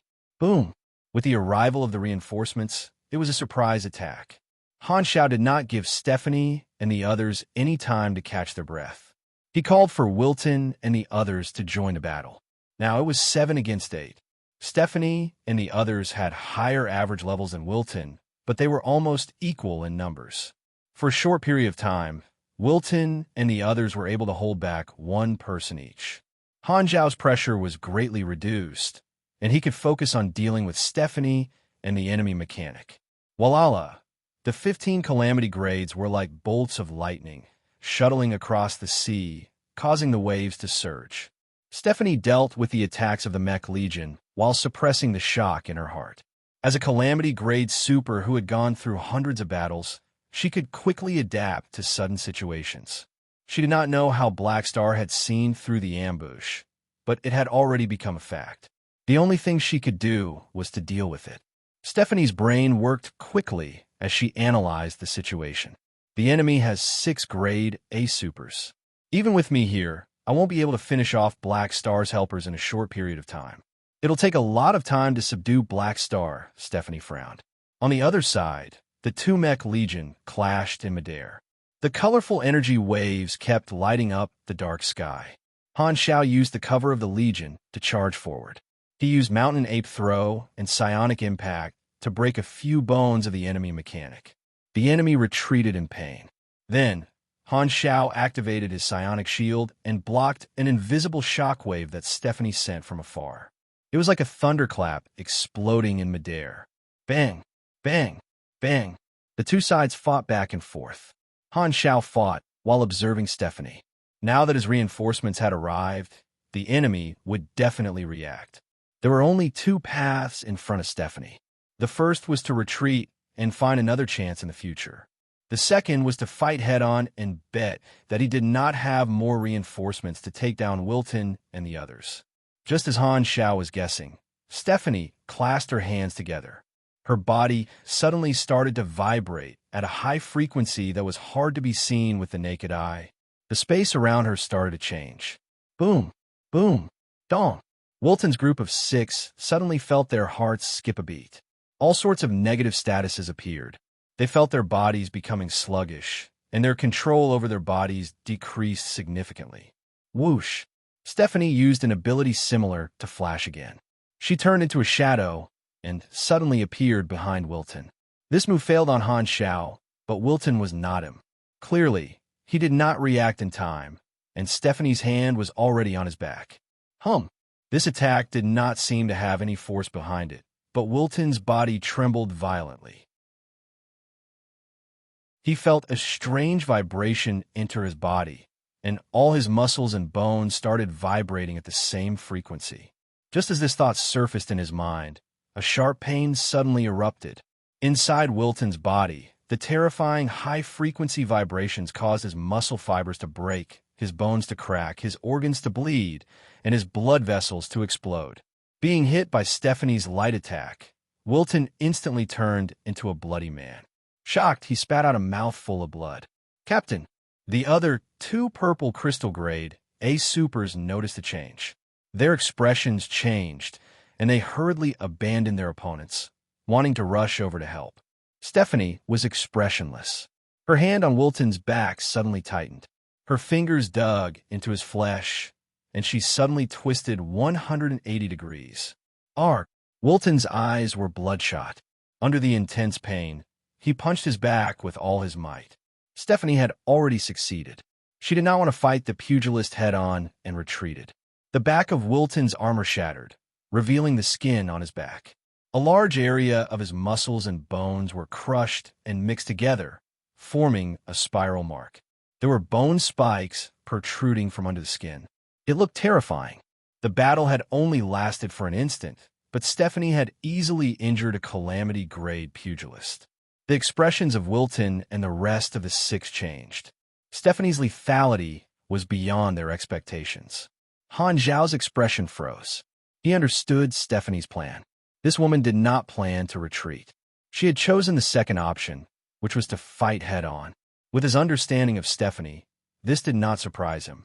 Stephanie had once been active during the exploration era. She was capable of planning before taking action, and she also dared to fight head-on. She would not give up on missions easily. In other words, this is going to be a tough battle. Unless they destroy the other side, they won't retreat. Han Xiao clenched his teeth.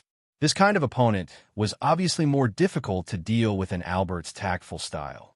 Stephanie was very strong. Her ability was called resonance coordination. It sounded ordinary, but it was actually an extremely powerful Esper ability. There were many ways to use it, and its lethality made the players suffer even more. Because the vibration frequency could penetrate many defensive measures and cause structural damage due to stress, Stephanie's every move had high true damage and armor penetration damage. She had extremely high armor penetration ability and could greatly weaken the opponent's defense. Han Xiao was not afraid of true damage. The Germinal organization leader was still protecting him.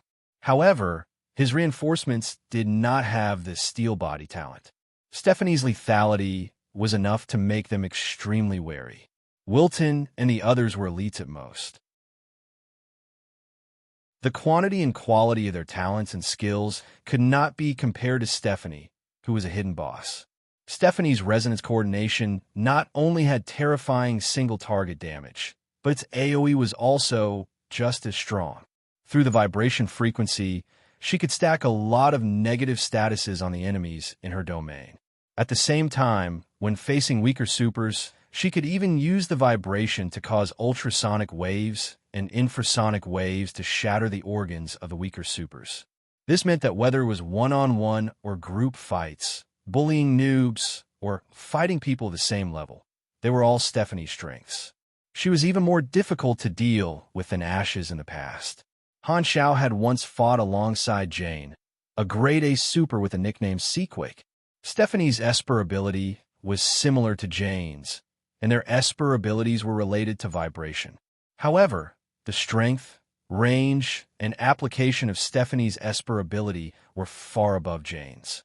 This was a superior vibration-type Esper ability. She's a killing machine. I can't let her deal with the others. Only I can stop her. As this thought flashed through his mind, Han Xiao turned the Mech Legion's cannons and fired at Stephanie, forming a dense net. At the same time, Han Xiao personally charged over and fought with Stephanie. Stephanie's expression did not look good. She originally wanted to deal with Black Star's helper first, but Han Xiao took the initiative to attack her. Under the endless cannon fire, Stephanie could not get away, but she did not dare get distracted. Their fists landed on each other's bodies, and she was completely entangled with Han Xiao. She could not shake him off no matter how hard she tried. Seeing this, Wilton was relieved. He did not dare fight with Stephanie. Black Star had taken the initiative to fight with the most dangerous enemy. This made him feel relieved. He stared at Han Xiao, clenched his teeth, and started fighting with his opponent. In the mechanical army, they clashed again and again. The shockwaves formed storms that spread out and kept growing. Rumble. The pillars of light from the sky cannons kept falling and smashing into the ocean, creating tsunamis that were hundreds of meters tall. Lightning flashed and thunder rumbled, and a heavy rain finally fell from the dark clouds. More than 10 Calamity-grade supers fought fiercely. The disasters that they created were truly apocalyptic. After fighting for a few hours, the number of people had become 12. After using the psionic sky cannons many times, they finally destroyed the opponent's mechanic. A Godora Calamity grade was killed by the opponent, and his opponent was also heavily injured by Han Xiao's Mech Legion. In the end, Wilton took the head. 3 Calamity grade supers died. The battle was extremely intense. Now, the number of people was even. It was 6 against 6. The Mountain 8 mechanical suit was tattered.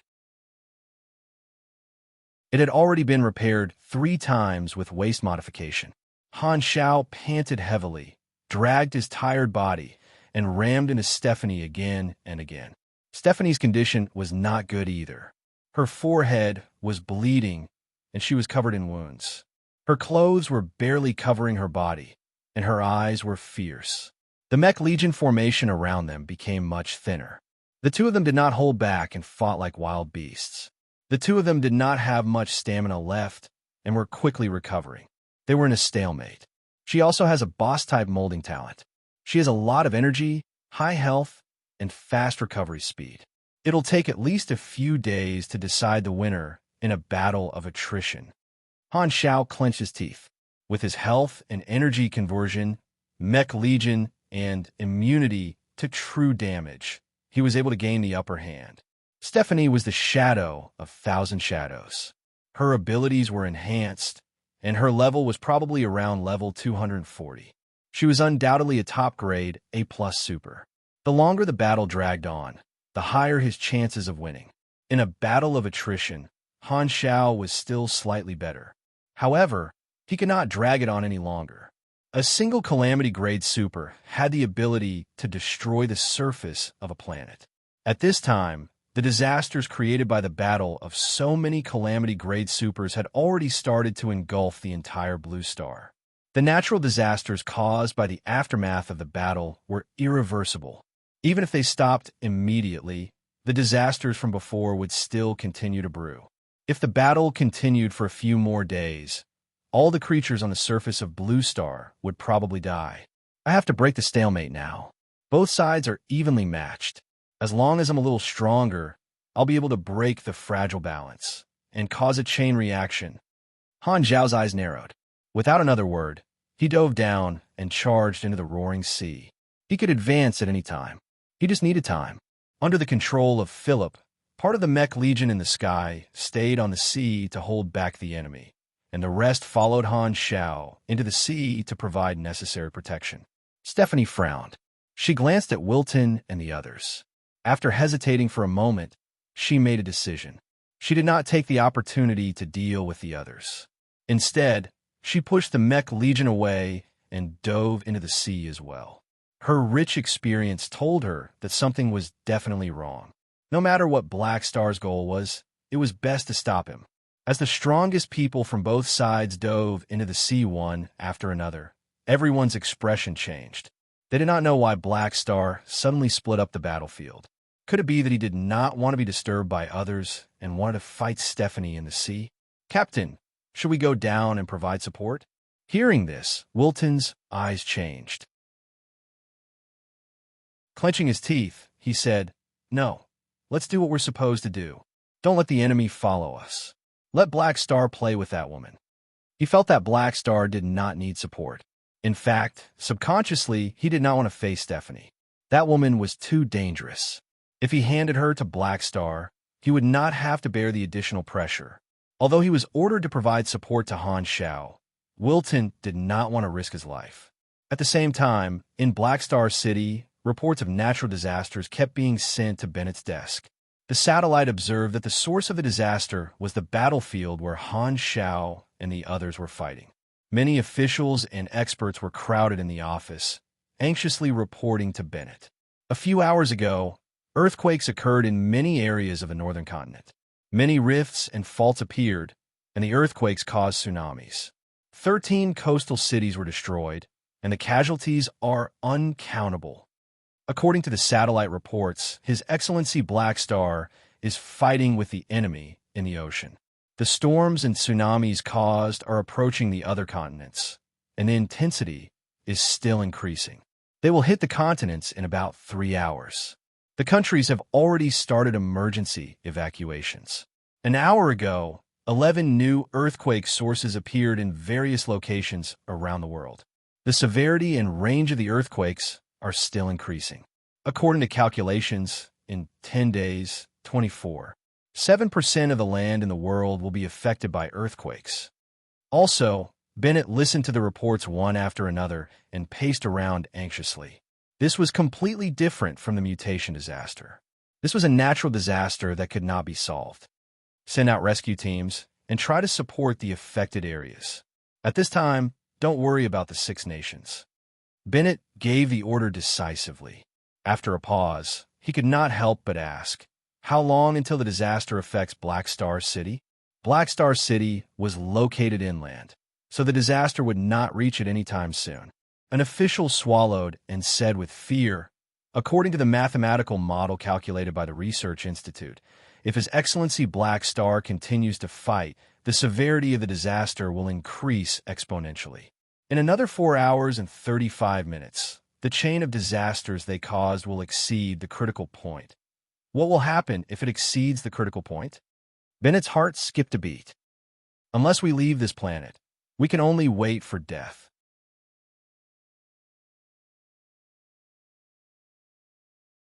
Chapter 664. Rumble. The shockwaves from the battle between more than 10 calamity-grade supers caused huge waves in the ocean. Huge whirlpools appeared in the area, and blue-black whirlpools covered the surface of the ocean, spinning nonstop. The wind sucked in the seawater, forming waterspouts that connected the ocean and the dark clouds. The bleak wind and bitter rain turned into a vast expanse of white vapor in the wind, drifting here and there. Above the ocean, It was like the end of the world. It was as if nature had turned into a husky and was having fun. The moment Han Xiao dived into the sea, these noises suddenly became indistinct, as if there was a layer of gauze between them. The seawater weakened the transmission of some of the sounds in the air, but the roaring of the turbulent currents in the sea was instantly magnified. It was as if he was in the middle of hundreds of drums, surrounded by three-dimensional surround sound, and muffled rumbles rolled in from all directions.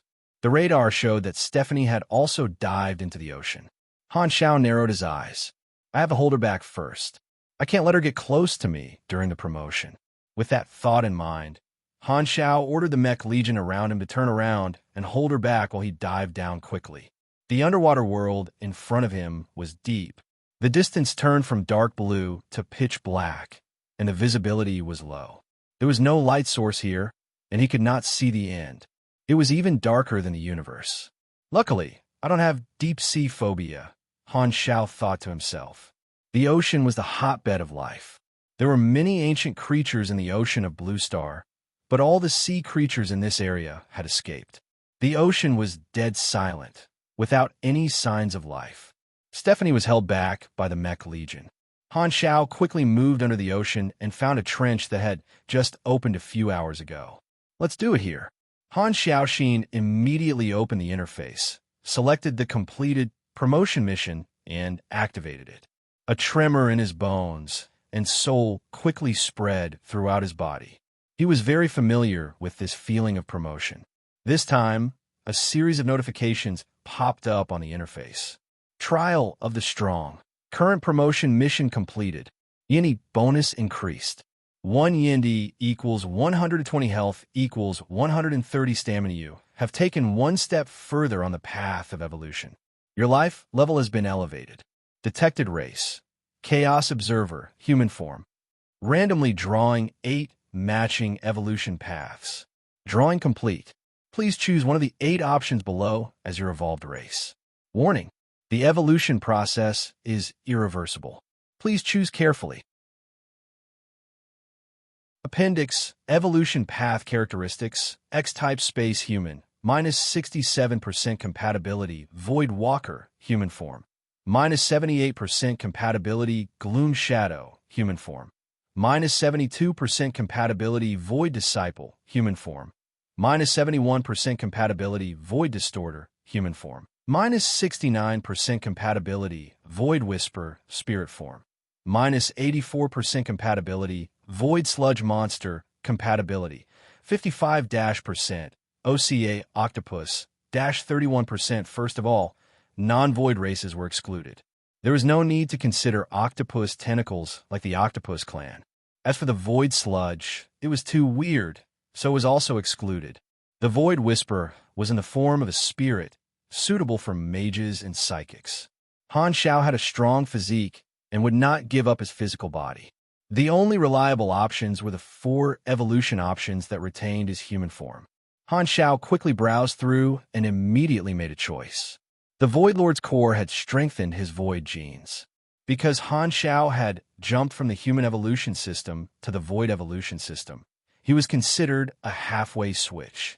Naturally, he could not compare to individuals who were Void species from the beginning.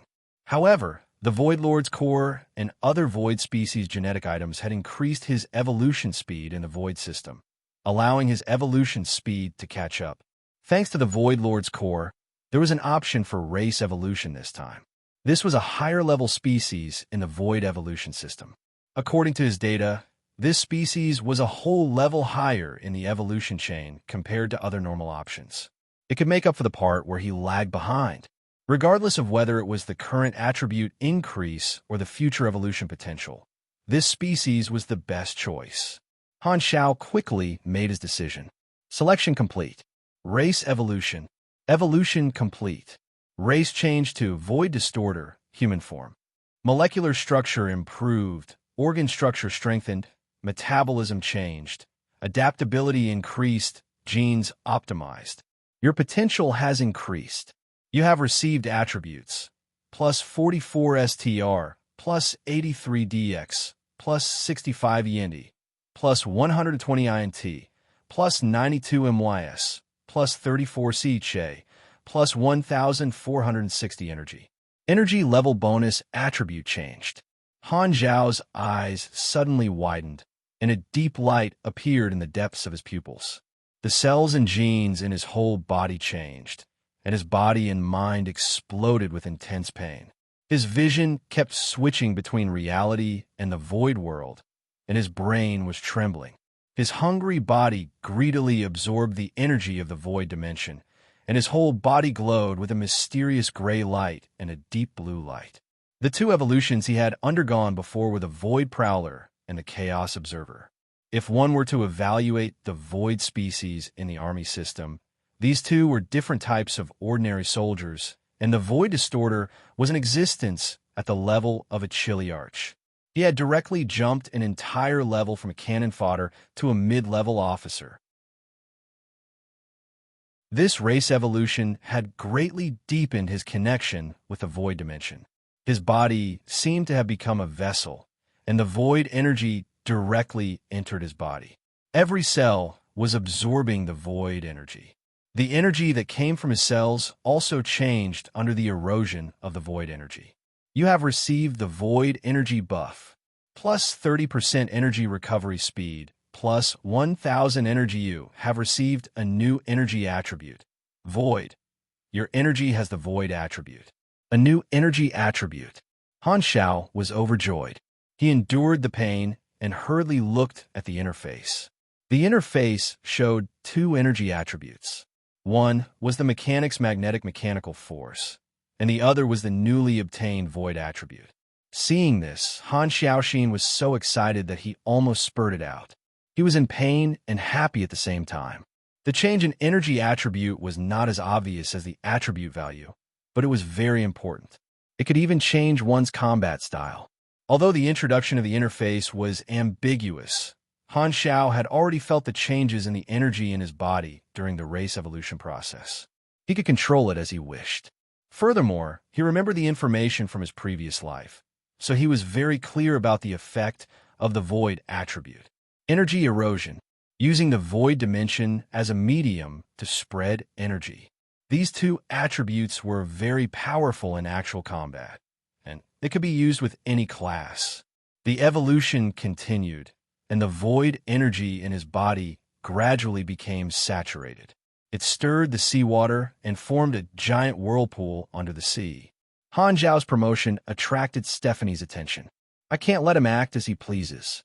Stephanie did not know what Han Xiao was doing, but that did not stop her from wanting to stop Han Xiao. She crazily shook the seawater, crushing mechanical soldiers one after another, and cleared a path. She charged straight toward the center of the whirlpool and waved her hand. Boom! The whirlpool was shattered into turbulence in the blink of an eye. At the last moment, Han Xiao avoided being hit head-on and was only pushed far away by the shockwave. Stephanie was a strong opponent. Han Xiao did not slowly experience the changes in his body. He glanced at the various new talents on the interface, then threw his experience into the interface and leveled up. His experience decreased tremendously. He leveled up 15 times in a row. Notifications popped up one after another. After his class reached the max level, Han Zhao's leveling momentum stopped. It was still the limit of all INT. His total level was LV 195. Han Xiao did not even have the time to look at the changes on his interface. The rapid increase in his strength made his body feel bloated. The abundant energy was about to burst every cell in his body, and he urgently needed to vent it out. Without saying anything, Han Xiao put away the Mountain Ape mechanical suit, which had been destroyed twice, and charged toward Stephanie. This time, Stephanie finally saw what Han Xiao looked like, and her expression changed. Han Zhao's skin had turned silver gray, with a crystalline texture and glowing with the light of energy. There were symmetrical, dark blue patterns on his body, and his whole body was burning with silver flames fueled by void energy. His hair was floating in the sea and also turned silver gray, like dancing flames. His eyes turned into the color of obsidian, and his pupils turned into rice-sized white spots of light. This appearance was somewhat similar to the Void Prowler in the past, but the energy wave he gave off was even more shocking. New race talent, Void Molt. What is this? Stephanie was stunned. At this moment, Han Xiao opened his hands, and half of his palm reached into the void dimension. His fingers formed a claw, and as if he was grabbing a canvas, he pulled with all his might. Try this. The next moment, the world in front of Stephanie's eyes suddenly became chaotic. She felt as if all the muscles, bones, nerves, and blood vessels in her body had been squeezed into a ball before being kneaded by an invisible hand. She had an illusion that she had turned into a rag that was being twisted and twisted by someone to squeeze the juices out of her body. It was just a short moment, but it felt like countless years had passed in her senses. This indescribable strange feeling was beyond the knowledge of most people. Stephanie felt like she had a dream. After she woke up, she forgot the content of the dream, but there was an incomparable feeling of insignificance in her heart, as if she had dreamed of something extremely terrifying. Just as she was in a daze, endless pain suddenly exploded in every corner of her body. Stephanie suddenly came back to her senses. Her expression changed, and she was alarmed. Just as she was about to retreat, the seawater around her started to spin rapidly, creating a terrifying suction force that made it difficult for her to escape. *T. Stephanie was shocked. The changes that were also transmitted to the surface of the sea. All the small whirlpools in this chaotic area were torn apart by the turbulence and merged into a super giant whirlpool that looked like it was going to swallow the world. Rumble. The 10 calamity-grade supers in the sky all stopped and looked at the terrifying whirlpool that stretched as far as the eye could see in shock. In their eyes, the ocean was no longer an ocean but a deep starry sky. This whirlpool was like a black hole in the starry sky. Deep, mysterious, and terrifying. It was like the mouth of an abyss. The only people who could create such a commotion could only be Han Xiao and Stephanie, who had entered the sea one after the other. What do they do in the sea? Wilton's eyes widened in shock. At the same time, in the sea, Stephanie felt like she had been thrown into a washing machine. She floated up and down in the whirlpool, enduring the terrifying, tearing damage. In the center of the calmest whirlpool, Han Xiao held onto the void dimension tightly with both hands. A huge resistance came from his hands, and he could only maintain the current situation even with all his strength. The energy in his body was rapidly depleted and released through his hands. The evolved species this time is so strong. Han Xiao was also shocked by the effect of this attack. This move was the new innate ability of Void Distorter.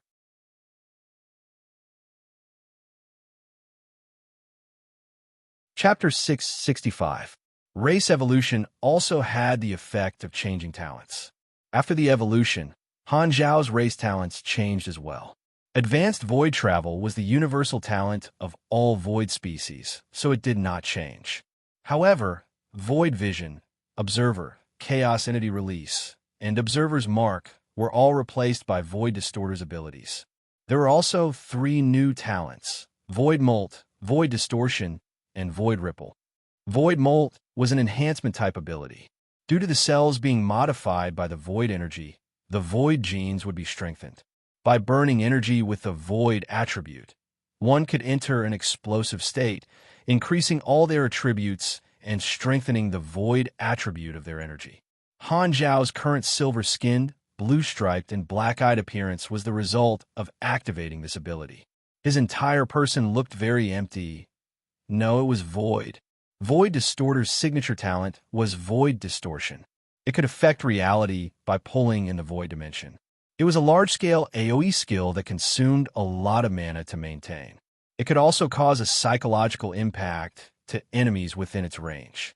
With his current strength, the range and power of Void Distortion were very impressive. It could be used as a normal combat method in battles of the same level. At this moment, the whirlpool was a phenomenon of void distortion that affected the outside world. It caught Stephanie off guard and spun her around. Her brain almost spilled out of her head. Void Ripple was a single target damage skill. It compressed and twisted the power of the void, causing the power to be condensed and extremely explosive. Even Han Zhao's heart skipped a beat when he saw the theoretical damage. Most of this ability was true damage. Chaos Observer is mainly a support ability, while Void Distorter is a pure battle-type talent. It involves the power of space and is good at destruction, Han Zhao thought. Most of Void Distorter's abilities were related to space. Together with the changes brought by the Void energy, this race evolution had brought him a total of 4 abilities. Furthermore, this was the first time he had evolved. His potential had increased tremendously, giving him a lot of attributes. Han Zhao pulled the Void Dimension with both hands, maintaining the whirlpool that was twisting the void. He took the opportunity to observe the changes in his attributes after the race evolution. Every race evolution was a dividing line in terms of strength. He did some calculations. This time, he had gained a total of plus 132 STR, plus 224 DX, plus 220 Indi, plus 507 INT, plus 169 MYS, plus 34 CHA, plus 5850 energy, and plus 11,300 STR. The effect was off the charts. Han Zhao was extremely satisfied. He looked at his attribute interface. Level 195 Main Class, Mechanic Race, Void Distorter, Human Form, Attributes, 468 STR, 898 DX, 940 Indi, 2,633 INT, 432 MYS, 139 CHA, 1 LUX free attribute points, 0 potential points, 15 health, 196560 stamina, 154720 energy, 25,530 LV, 12 LV, 12 energy bonuses, plus 169 STR, plus 239 DX, plus 269 Indi, plus 336 INT, plus 206 MYS, plus 32520 stamina limit, plus 352% machinery affinity, super electromagnetic induction, energy rank, 20170 grade, A plus you're a grade A plus mechanic. It's a pity that your brain is filled with muscles. Muscles my ass. My brain is full of wisdom. Okay. Han Zhao curled his lips and did not want to lower himself to the same level as the remark. Level 195. I finally reached grade A+. Han Zhao looked at his experience storage. He had spent a lot of experience to level up 15 times in a row. At this stage, every level up required an astronomical amount of experience. He estimated that the remaining experience storage would allow him to level up more than 10 times. After reaching grade A+, his combat capability would skyrocket.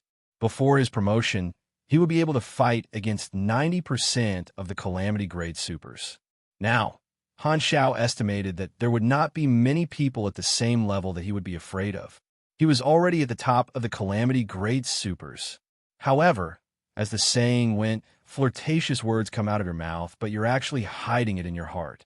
For the time being, Han Zhao had no intention of provoking a beyond grade A super.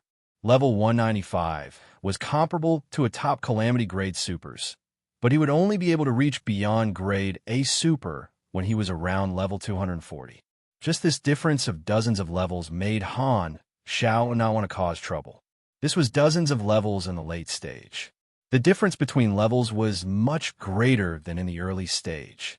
With my current strength, I'll only be able to play around a little. Han Xiaoxin's state was stable. It was impossible for him to become arrogant. This time, more than half of his energy was used up. Han Zhao stopped distorting the void. The huge whirlpool was still there, but the speed of the whirlpool had slowed down. Without Han Zhao's void energy pulling her, Stephanie regained control of her body. She immediately got rid of the whirlpool and charged out of the sea. Han Zhao followed behind her and slowly flew into the sky. Wilton and the others saw that the two of them had finally left the sea. They all looked over and were shocked. Han Zhao looked like a pugilist with silver flames burning all over his body, while Stephanie was drenched and covered in wounds. She looked extremely haggard with fear still lingering on her face. Everyone understood. The two of them had obviously fought at the bottom of the sea. No one knew what ability Blackstar had used to create such a huge commotion. It looked like Stephanie had suffered a huge loss. Go! Han Shao led the Mech Legion and charged forward, not giving Stephanie any time to catch her breath. His strength had increased tremendously, and he had recovered through his promotion. He immediately broke the fragile balance between the two of them and blew the horn to counterattack. The increase in intelligence increased the combat capability of the Mech Legion once again. Boom, boom, boom. The battle started again. Han Shao entered the battle again and immediately overturned the stalemate. After his promotion, he immediately suppressed Stephanie and even had the strength to support his teammates. He controlled the rhythm of the battle by himself. The scales of victory slowly tilted. Stephanie felt the pressure increase drastically. She was completely on the defensive. Her face was filled with fear. She did not understand why Blackstar had suddenly become so much stronger when they were on par earlier. Was this his hidden trump card? Could it be that he could use battle to nurture battle and grow quickly in battle? She remembered that there were similar battle races in the universe. What could not kill them would make them stronger. Was Blackstar also such a person? That made sense. No wonder Blackstar had risen so quickly. He was probably one of those battle races with extraordinary talent. Many guesses flashed through Stephanie's mind. She looked back at her teammates, who were covered in wounds, and hesitated. Including her, everyone was already at the end of their rope. However, Blackstar was still alive, and the helpers he called were also very difficult to deal with. After fighting for so long, Stephanie still could not see any hope of capturing Blackstar. Retreat. Seeing that the situation was not good, Stephanie decided to retreat. She called her teammates and wanted to leave the battlefield. However, after fighting for a few hours, Stephanie and the others were exhausted. If they chose to fight head-on, they could have lasted for a long time. However, once they thought about retreating, they lost their drive and lost all their advantage. They were held back by Han Shao, who was at his peak after his promotion. Han Shao cooperated with Wilton and the others. They were a group of annoying little demons. Stephanie and the others retreated as they fought. They entered a vicious cycle where the more they wanted to retreat, the more passive they were. They felt like their bodies were hollowed out, and they could not escape. However, fighting head-on would only result in a slow death. Stephanie could only choose to retreat. Only then did she realize that she was in a dilemma. In the few hours of stalemate, they had exhausted too much energy because of Blackstar. It was too late. If the enemy had retreated from the beginning, Han Shao would not have been able to stop Stephanie and the others. However, it was too late to escape now. Han Shao was well versed in boiling the frog in warm water. Now was the time to put the lid on the pot. He did not want these dangerous people to escape. Who knew what kind of trouble they would cause next time? When Stephanie realized what was going on, they had nowhere to run. The battlefield gradually shifted to land. Stephanie and the others finally reached the critical point. Han Shao immediately activated his slaughter mode. Bang! He punched a heavily injured enemy mage. Void ripples surged into the target's body. This person's body shook violently. His body twisted like a fried dough twist, and blood spurted out. His health dropped to 0, and he fell into the rift. Swoosh! A psionic impact shot into the body of an enemy Esper. A dark blue ball of light expanded from his body. With a boom, this person exploded from the inside out, turning into blood. Dong! A heavy knee landed on the lower body of a pugilist. A large number of nanoparticles suddenly appeared on the knee, turning into a high-frequency particle vibration blade. As the knee pierced into the body of this pugilist, who had lost his energy defense, the nanoparticle blade quickly changed shape. The next moment, countless alloy spikes extended from the inside out, penetrating his muscles. It was as if his entire body had grown spikes. This only lasted for an instant. Han Shao quickly retreated, and the nanoparticles retracted.